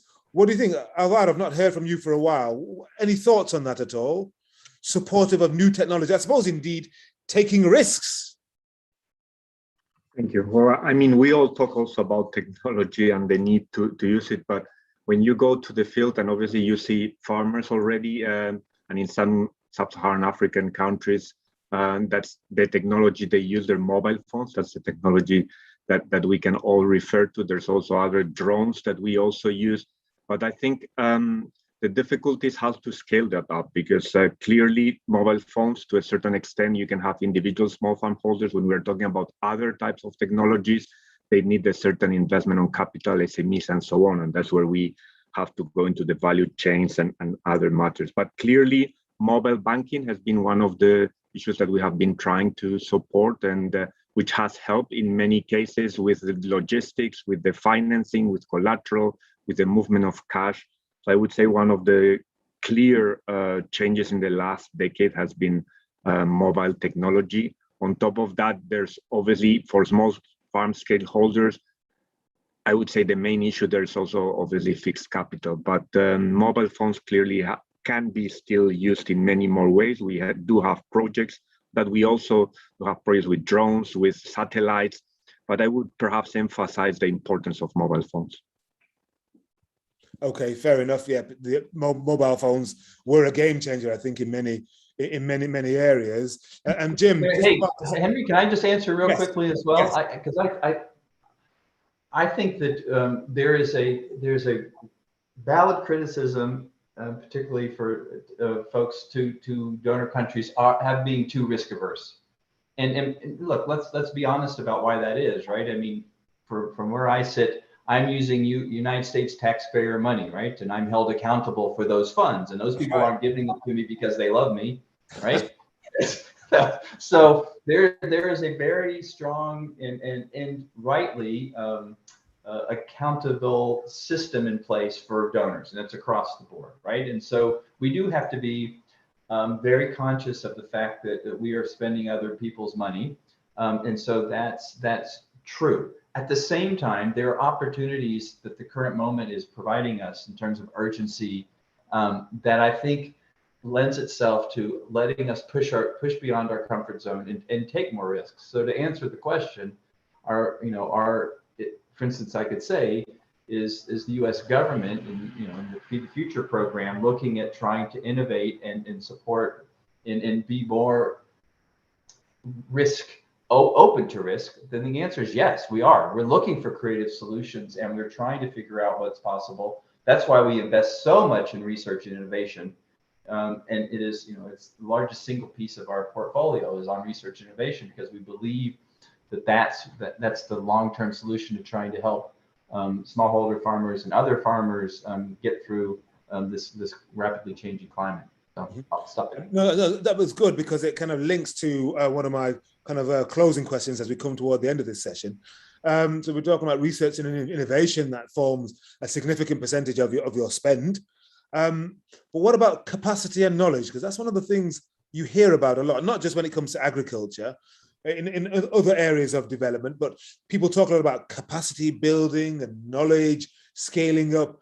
And then sometimes, I mean, I'm not a development specialist myself, but I've sometimes taken to, the ground to see what people are doing. And you see that often the kinds of capacity building you assumed was being done, it's not reaching people. It's not deep enough, it's not wide enough. And I'm like, this is me thinking, why is this still happening? Surely, I mean, the USAID or the Australian government, the Italian government, IFAD has been working in this area for generations. Why are people still doing things this way? Why is there no capacity? I mean, before I ask our colleagues, Jim, any thoughts on that? Capacity and knowledge not being scaled up enough sometimes. And I'm just wondering. Well, Henry, that's one of the buzzwords that my staff knows I hate. Oh, because right. Usually when somebody says capacity building, it means so many things to so many people, right? And so what the one thing that I can't stand is when I find out that any kind of project or program that we're supporting is doing capacity building, which really turns out to be, 1 week of training at a 5-star hotel in the capital city of, fill in the blank, whatever the Yeah. So when capacity building, when we talk about it, it needs to be grounded in the real needs of the host country. They need to be asking for it. They need to say, here's what we need to get done. Let's take, for instance, the earlier question on technology and innovation. Let's think about a research extension organization in any given country. Those folks, if they're looking for capacity, they want to figure out how to take their knowledge and speak to local farmers. So how do you do that? You're not going to do that in a hotel. You're going to do that by having experts working with them in the field, learning by doing, right? That's how you do strong capacity building. And so but that forces us, again, outside of our comfort zone. It's a lot harder to do. It takes more, it takes, frankly, more money. But you need to then follow the lead of your host country and listening to exactly what it is they're looking for, and then figure out a learning by doing method that actually helps the individuals, the institutions in question upgrade their skills. Yeah, great. Thank you very much, Jim. I won't mention the CB word again, okay? Andrew, you want to say something? Yes? Okay, you want to... Yeah, thanks, Henry. Well, bring those last 2 points together. Again, because of COVID, we're not seeing as much travel. We're seeing fantastic performance from our alumni, so people who have had their capacity built are stepping up and leading in ways that we just haven't seen before. So, we've got 1,000 odd people across our partner countries that have done PhDs or masters training and so on. They're stepping up and running the show now. It's fantastic. Coming back to the digital question, a lot of people think digital are drones and robots and so on. It may be true, as the questioner says, that donors will take a wait and see approach on digital currencies, but certainly not on digital financing tools, digital extension tools.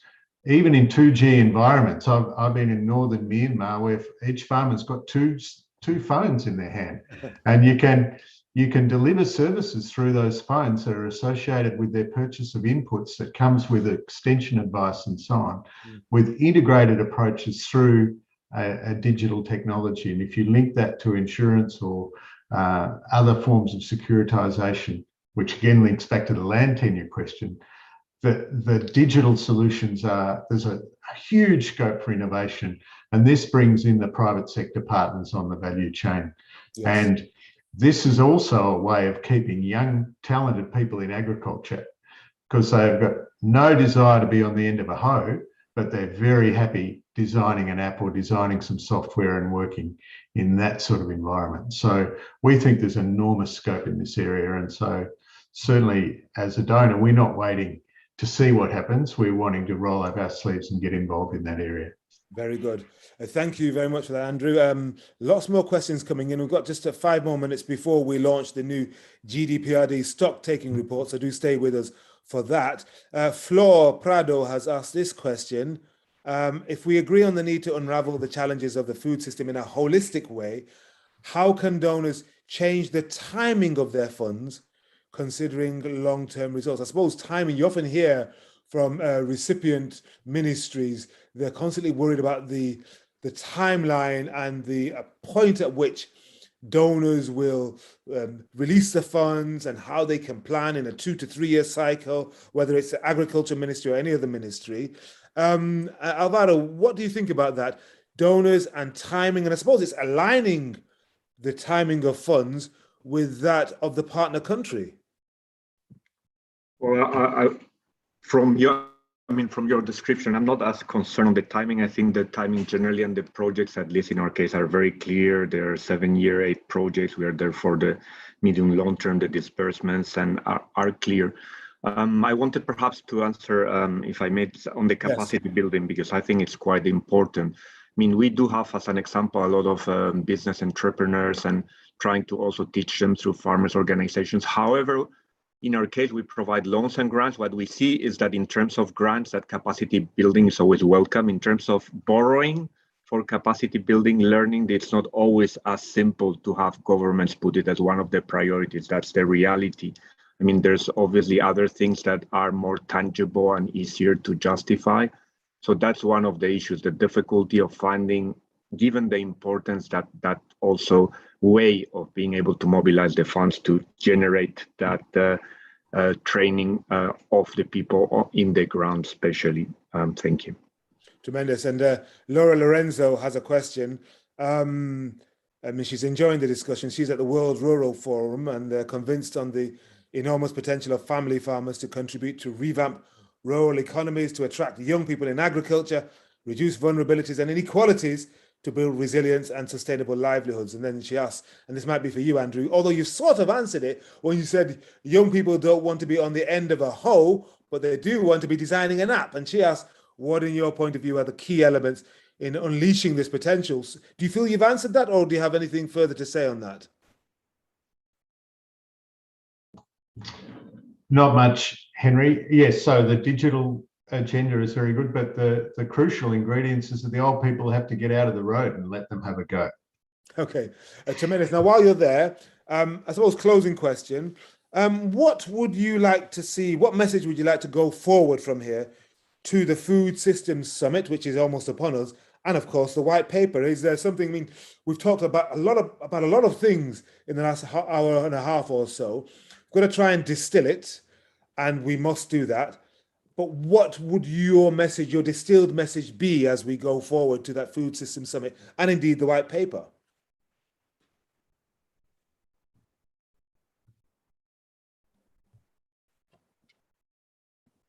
Did you hear me? Yeah.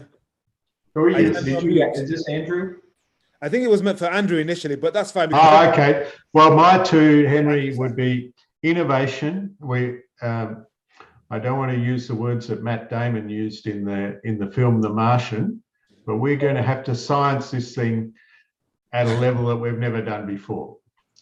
And the next one is, in order to do that, we're going to need better, deeper, wider partnerships and very skilled brokering of those partnerships, up and down and sideways, and from the smallest farmer to the biggest multinational. And that's going to require investment in those skills and the people and the time to do it. But that will be a very high return on investment. Very good. Well, I like that. And you're forgiven for using the Matt Damon reference because I'm a fan. So that's good. Okay, tremendous. Thank you, Andrew. Let's see. Alvaro, I'll go to you and then I'll conclude with Jim there. So the message that should go forward from here, and not forgetting that this has to be sustainable, because as a number of you have said, we cannot continue to do the things we've done thus far. I mean, we love our beautiful blue planet, but we're at war with it. Alvaro. Thank you very much for your words, Henry. So I think donors will need, I mean, the message is mostly to donors and the follow-up on the food system. So I would encourage them to look much more at the synergies across the entire food system in terms of livelihoods, of nutrition, environment. And to me, this will involve probably working in a much more integrated way in the traditional silos, I would say, of agriculture, health, environment, economic development, infrastructure, trade. So this is needs to bring a lot of different actors and a lot of different now silos together. Thank you. Thank you very much, Alvaro. And then Jim, concluding with you, the message that must go forward from here, given the wider discussions. I mean, COP26 is what, in November? And that is, and I will say it's the elephant, the very large climatic elephant in this room. Yep. Thanks for organizing this event. This has helped, certainly helped me, and I loved hearing fellow panelists, hearing their collective wisdom and vision on the role our community can play in transforming food systems. I've already picked up quite a bit and inspired. Look, U.S. government's going to invest heavily in this. We're in the Food System Summit. We're going to roll out some big commitments in a couple of weeks as part of the summit through our Feed the Future program. But as I mentioned, Henry, in the opening, we need to focus on how the outcomes to the summit can be embraced by the field and integrated into all of the things that we do. And I love Geert pushing us to stop thinking about projects and programs, but thinking about aligning with the host governments and making that, channeling our resources in ways that are probably going to be a little uncomfortable for us, but that allow for promoting locally owned development that reaches across sectors and incorporates them into everything we do. So, and of course, I would just reiterate, I agree with Andrew and Alvaro on the points they made. So, I think I'll stop. Thanks, brilliant, Jim. Thanks for talking to us on behalf of USAID, and Alvaro on behalf of IFAD, and Carlo Montesi, we lost, and Gerda Verburg, we lost earlier. They had to go on Giorgio Marapodi, but we did hear from them a little bit at the beginning. Sadly, Martin Boila from CADAP wasn't able to join us, but Andrew, you were there as well, a stalwart, Andrew Campbell. So tremendous. So that concludes our main kind of high-level panel discussion. It's now time for the launch of the GDPRD's stock-taking report, which is being done to prepare for and to follow up from the Food Systems Summit. And if you're not aware, it's actually on the donors' contribution to food systems. And in this final session, we're going to hear initially from Jim Woodhill, who's Director of Agri-Food Nexus Consulting and Honorary Research Associate at the Environmental Change Institute, University of Oxford, who's fed in hugely into this. And then we'll hear from the co-chairs of the GDPRD, Tristan Armstrong, who made at the beginning, and Conrad Ryan, who's waiting in the wings, as you can see Conrad there. And you'll also be able to send in your thoughts and questions. Continue to send those in via the chat box or through the Q&A box so we can see it more directly. So that's going to be the final half hour of this session. But for now, let me hand over to Jim, who's been listening quietly. Over to you, Jim Woodhill.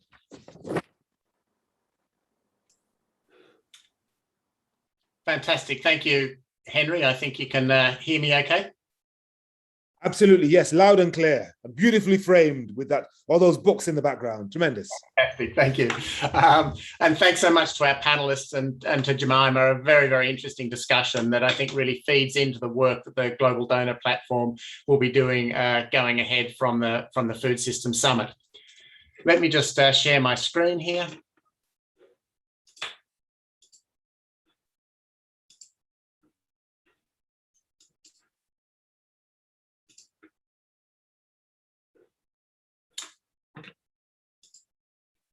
Right, I think that should be working, correct, Henry?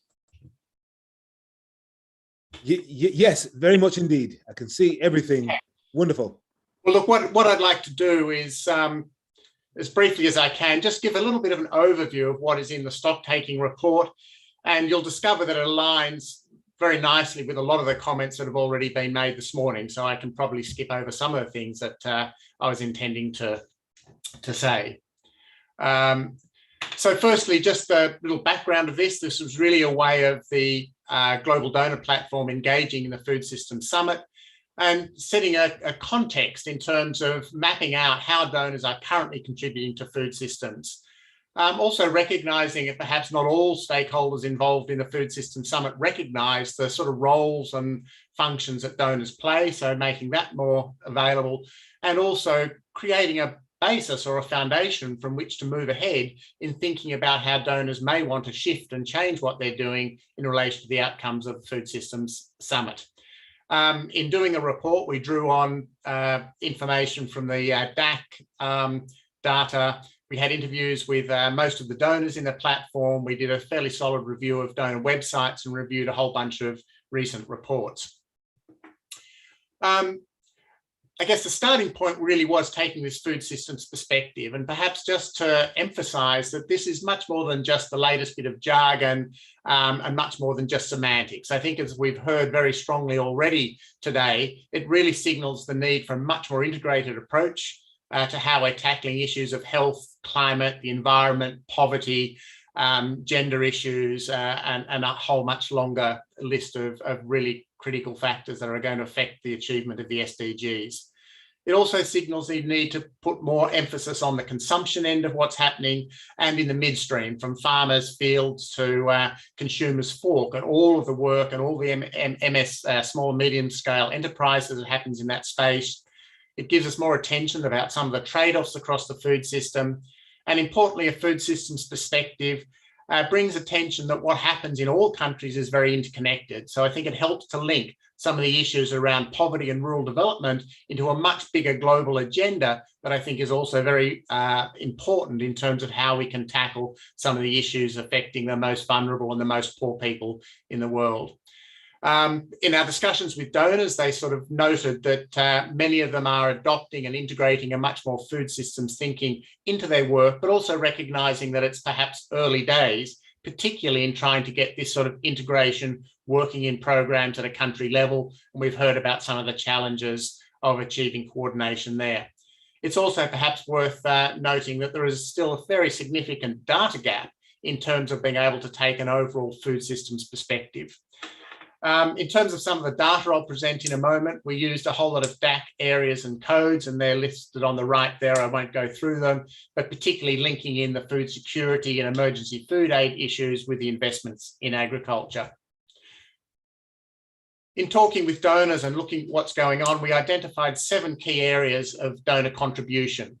Of course, the huge amount of work that's going on in supporting country programs and projects, the overall support for UN organizations, the food systems governance platforms and networks, whether it's a CFS, whether it's regional platforms or even national platforms, a lot of work happening through NGOs and civil society, the critical area of research and innovation that has been talked about quite extensively this morning, of course, the critical area of finance and mobilizing finances, and finally, the private sector and market development. So these were the 7 areas where we identified that donors make a significant contribution to food systems. Just a few snapshots of some of the data that's in the report. We've already heard this morning about how food systems represents about an 8% of ODA contribution. In absolute terms, that's gone up over the last few years, but its percentage in terms of ODA hasn't changed over a decade. Perhaps more interestingly, it's worth looking at what's changing with agriculture. So absolute amounts of funding for agriculture have increased, but as a percentage, it hasn't gone up. In fact, it's dropped slightly.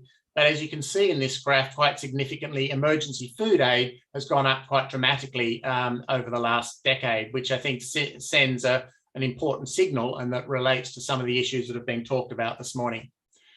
If you want to look into the report, you can see how the funding flows through recipient governments, but also to emphasise that a significant amount of money does actually flow through donors and the private sector. In doing this work, we looked at the investment profiles of a whole lot of different donors, and I think this is interesting in terms of looking at where donors can be collaborative and recognising that there is a significant diversity in approach, thematic focus, and geographic focus. So you'll find this information particularly in the annex to the report. You'll also find in the report ODA flows by donor and recipient region, and I won't spend any time on this, but it's there in the report to look at. In terms of the scale and breadth of funding, I mean, if we recognise that the global food system is worth some 10 trillion or more, of course, 8% of ODA is a relatively small amount, which comes back to the discussions we've been having today about the need for much more catalytic approaches to raising finances. We also saw, though, that there's a vast range of initiatives being supported. We've heard the discussion about 13,000 different activities supported by donors of less than 0.5 million. If you look at everything that's been funded, it's an interesting question about whether there are really any big gaps or whether there's actually a fairly broad spread of what's being funded. But clearly additional resources are needed to achieve SDG 2, as we've heard this morning. And there's a question, I guess, around the sort of balance in the best use of these finances. And of course, this raises all the questions about how to best align with the Food System Summit outcomes.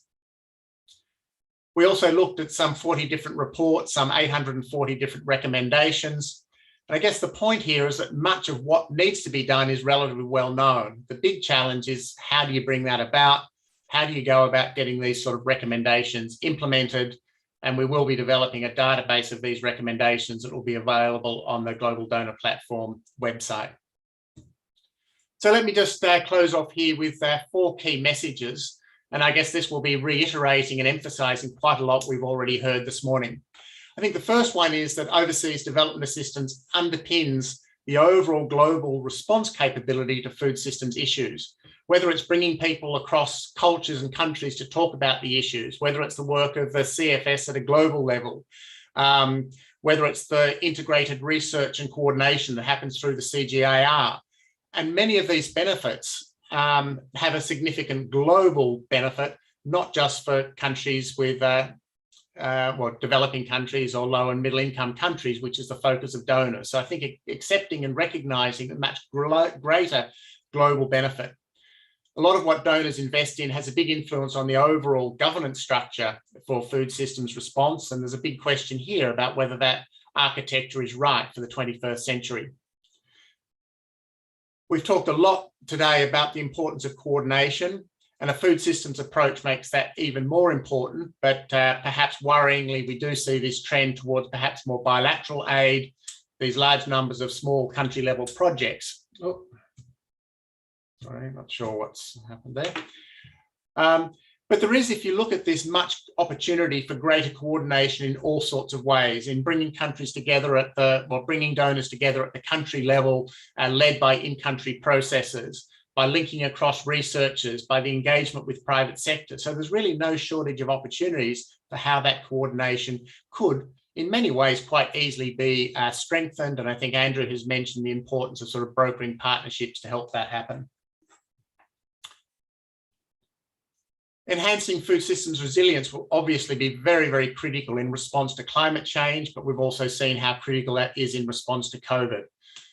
So how do we shift this increasing level of emergency food aid and put in place some of the deeper structures and changes that can actually mean that we build a resilience rather than actually having to invest in or fund a response to crises. Food obviously is the #1 priority in any crisis situation, and tackling this and building resilience obviously requires a food systems approach that integrates with a whole range of broader development goals. And so finally, just to the other main point out of the report is the issue around catalyzing systemic change. How can donor support to tackle the underlying structural constraints to change, whether that's the broader sort of societal understanding around food systems, whether it's the way subsidies are used, whether it's the way that technology is driven and able to support those who most need to access it. How can donor funding be most catalytic in terms of driving other investment that is inclusive, sustainable, responsible? And perhaps a point that's come up perhaps tangentially is how can donor interventions make sure that they align with how complex systems operate, that things don't always work in a straightforward linear way. So how can you build in the flexibility to make sure donor funding is responsive and adaptive? Integrating technical and policy solutions.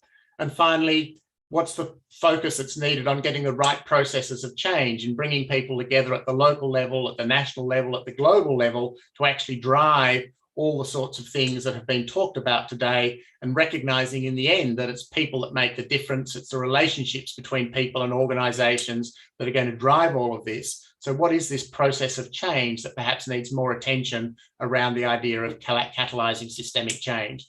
So let me leave it there for reactions from our Global Donor Platform co-chairs or to answer any questions from the audience.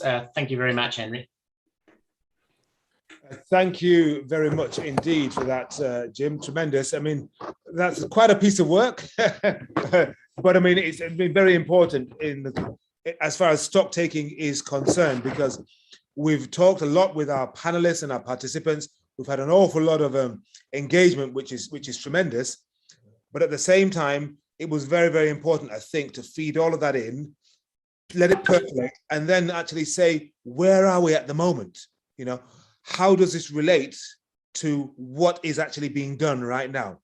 So I'm delighted to bring in the co-chairs of the GDPRD, Tristan Armstrong and Conrad Rein, and they're going to respond to what you've just given us, Jim. And also I invite people, as you just did, our delegates. We've still got a good number of people on the platform now to pop in their questions in the Q&A box or reflections in the chat box, because we've got a lot of potential for real change here, and we've got to use it and feed it into the Food Systems Summit and the white paper. So let's do that now. But for now, let me hand over to Tristan and Conrad. Thanks very much, Henry, and thanks, Jim. Look, that was a really speedy but comprehensive overview of a pretty fascinating bit of analysis.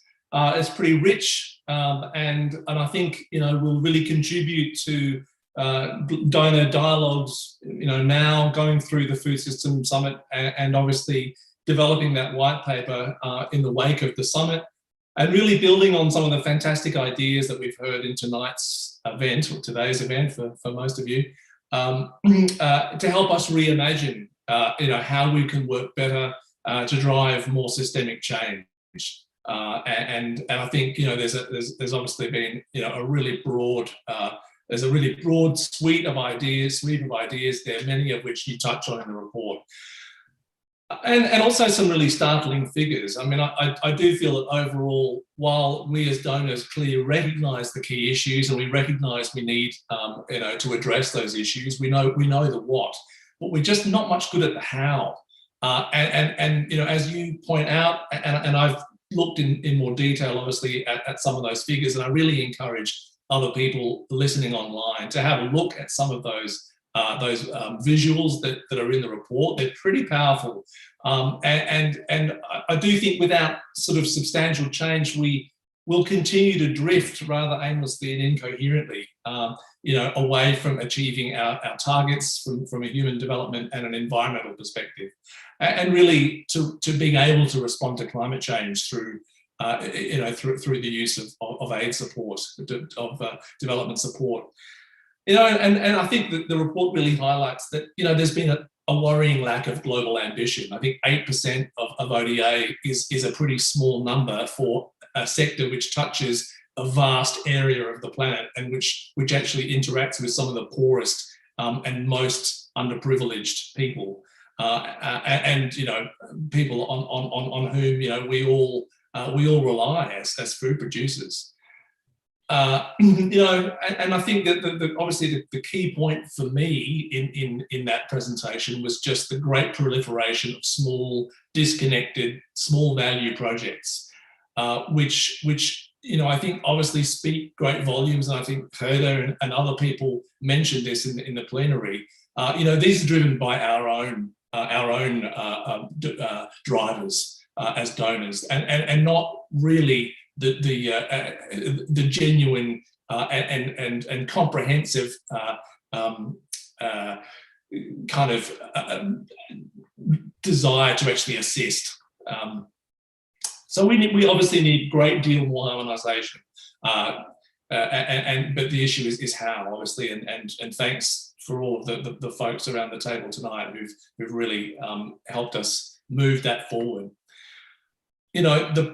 I guess the other real key takeaway from me, Jim, is just the rise in emergency response funding. And I think that really tells a really worrying picture. That trend is consistent over a decade. We are seeing it where we are. It reflects a collective failure, right, to do more, not just to spend more, but to do more to assist the food system of the world transform. And I think it really should be a wake-up call. On the positive side, I guess the report highlights that donors have, a unique mandate and responsibility, and for shaping and influencing the way things go, and that we care, and we're doing this. We're meeting in forums like this. We're discussing stuff. We're taking that and we're trying to make it happen through our initiatives and through our collaborations. The ideas we embrace, the policies we implement, they're critical for shifting the food system. And other actors, they'll look to us for direction. They'll look to us for leadership, and they'll particularly do that when we're working together, and we're proudly working together. I think that is a really key point. And we do need to support those people in other sectors and other parts of the food system. To strengthen the enabling environments, to reduce the risks faced by people who can often not afford to take big risks as we transition those food systems. Farmers who can't borrow, farmers who will have to change what they do and fearful, quite rightly, about change. How do we empower investors to adopt new ideas and technologies and drive that empowerment through, really importantly, to women in the food system? Because without that, we just won't succeed. I wrote a few other little notes as you were speaking. I don't want to take too much time. I realize we've only got a few minutes left, but I think that we need to resource harmonization. I think that's a key point that came out a number of times today. And that harmonization is difficult. It's transactional. It requires effort. It requires commitment.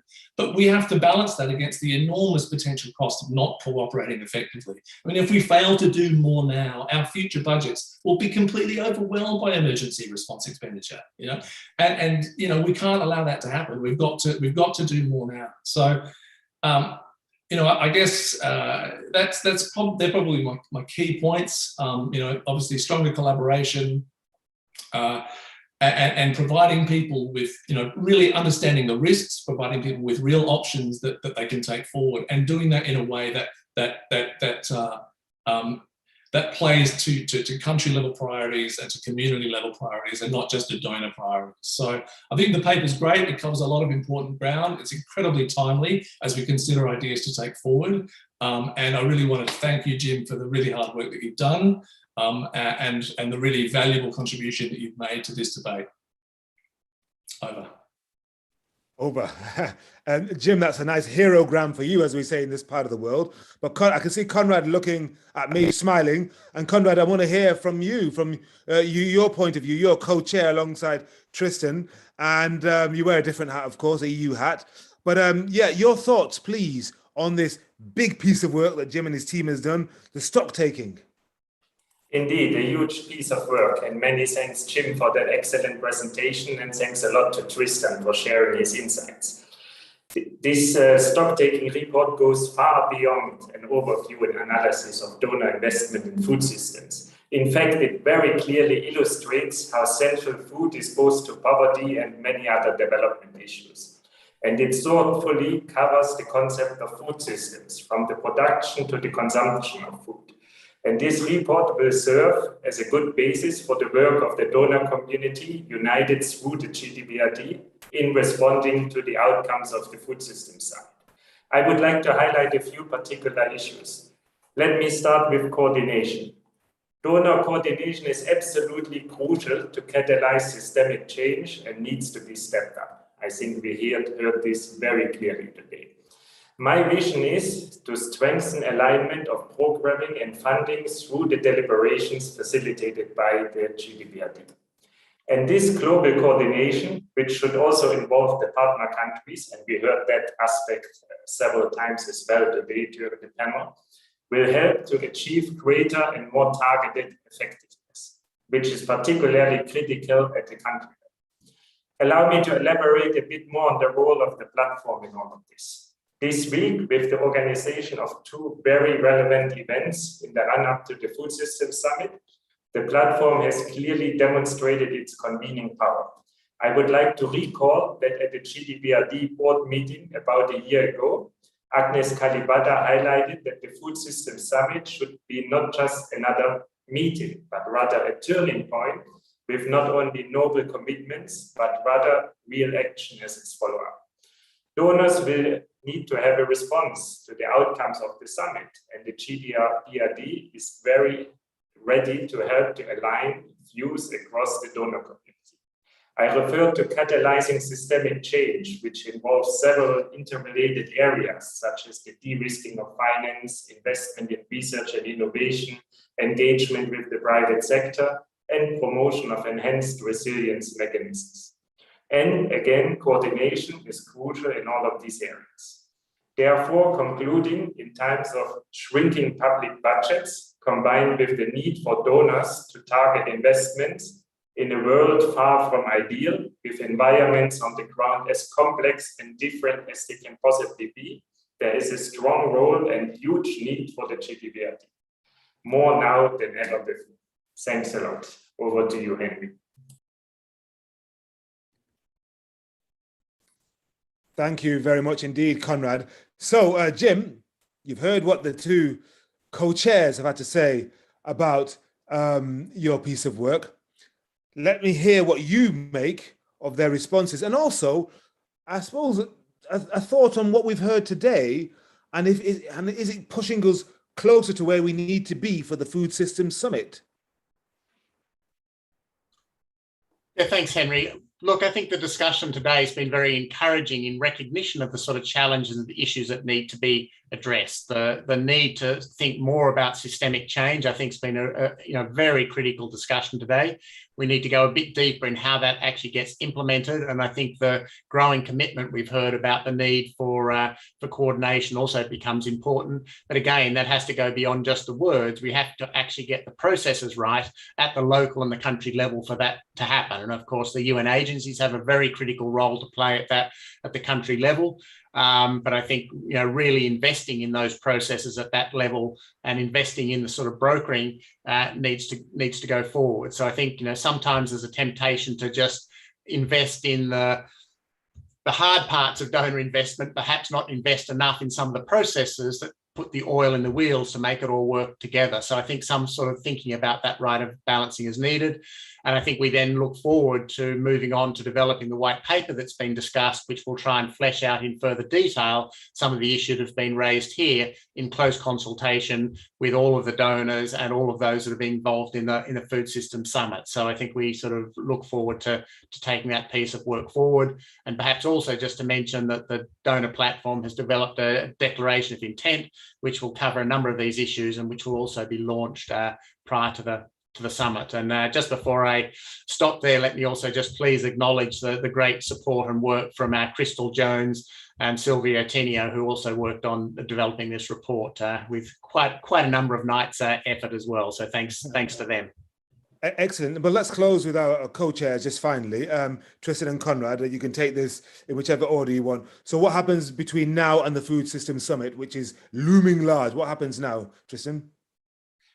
Thanks, Henry. Look, I think we'll need to really absorb what we've heard today and think about a sensible pathway forward in terms of distilling the key ideas and taking them up through our membership to the dialogues that are going on at the summit and beyond. I mean, I personally think that it's really what happens after the summit that's going to count.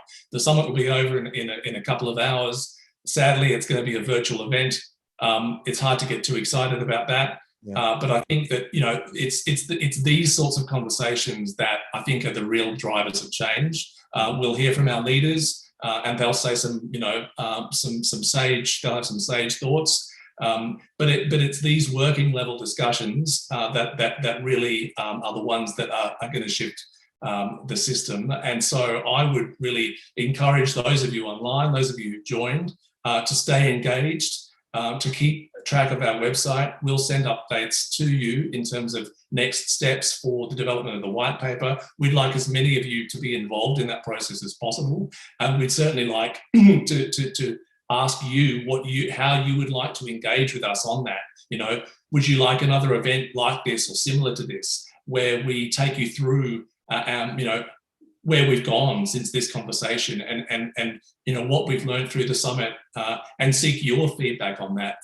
A document should be live, and it should be about people coming together and exchanging ideas in a constructive and dynamic way. So that's the whole point of this platform. It's not to keep still, it's to move, and so we want to engage you in that process. And following the white paper on how we can help you take some key messages back to your executives, back to your organizations, and get them hopefully to start seeing things slightly differently. Okay. Final word to you, Conrad.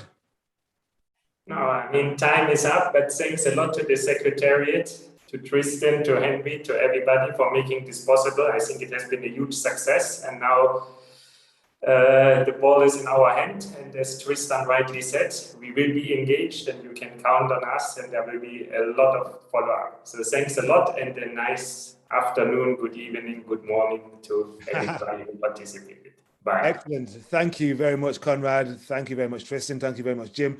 To all our panelists, to Jemima and Yuki for setting us off so brilliantly at the beginning of our session, to all the team, Maurizio and all the team behind the scenes, Michelle, who's there in the chat box, encouraging you to continue the dialogue, as Tristan said. And it's been absolutely wonderful. I'm delighted that there was so much thinking and discussing and so much to take away. Thank you very much indeed, all of you. Thanks, everyone. Everybody. Goodbye. Thank you very much. Bye.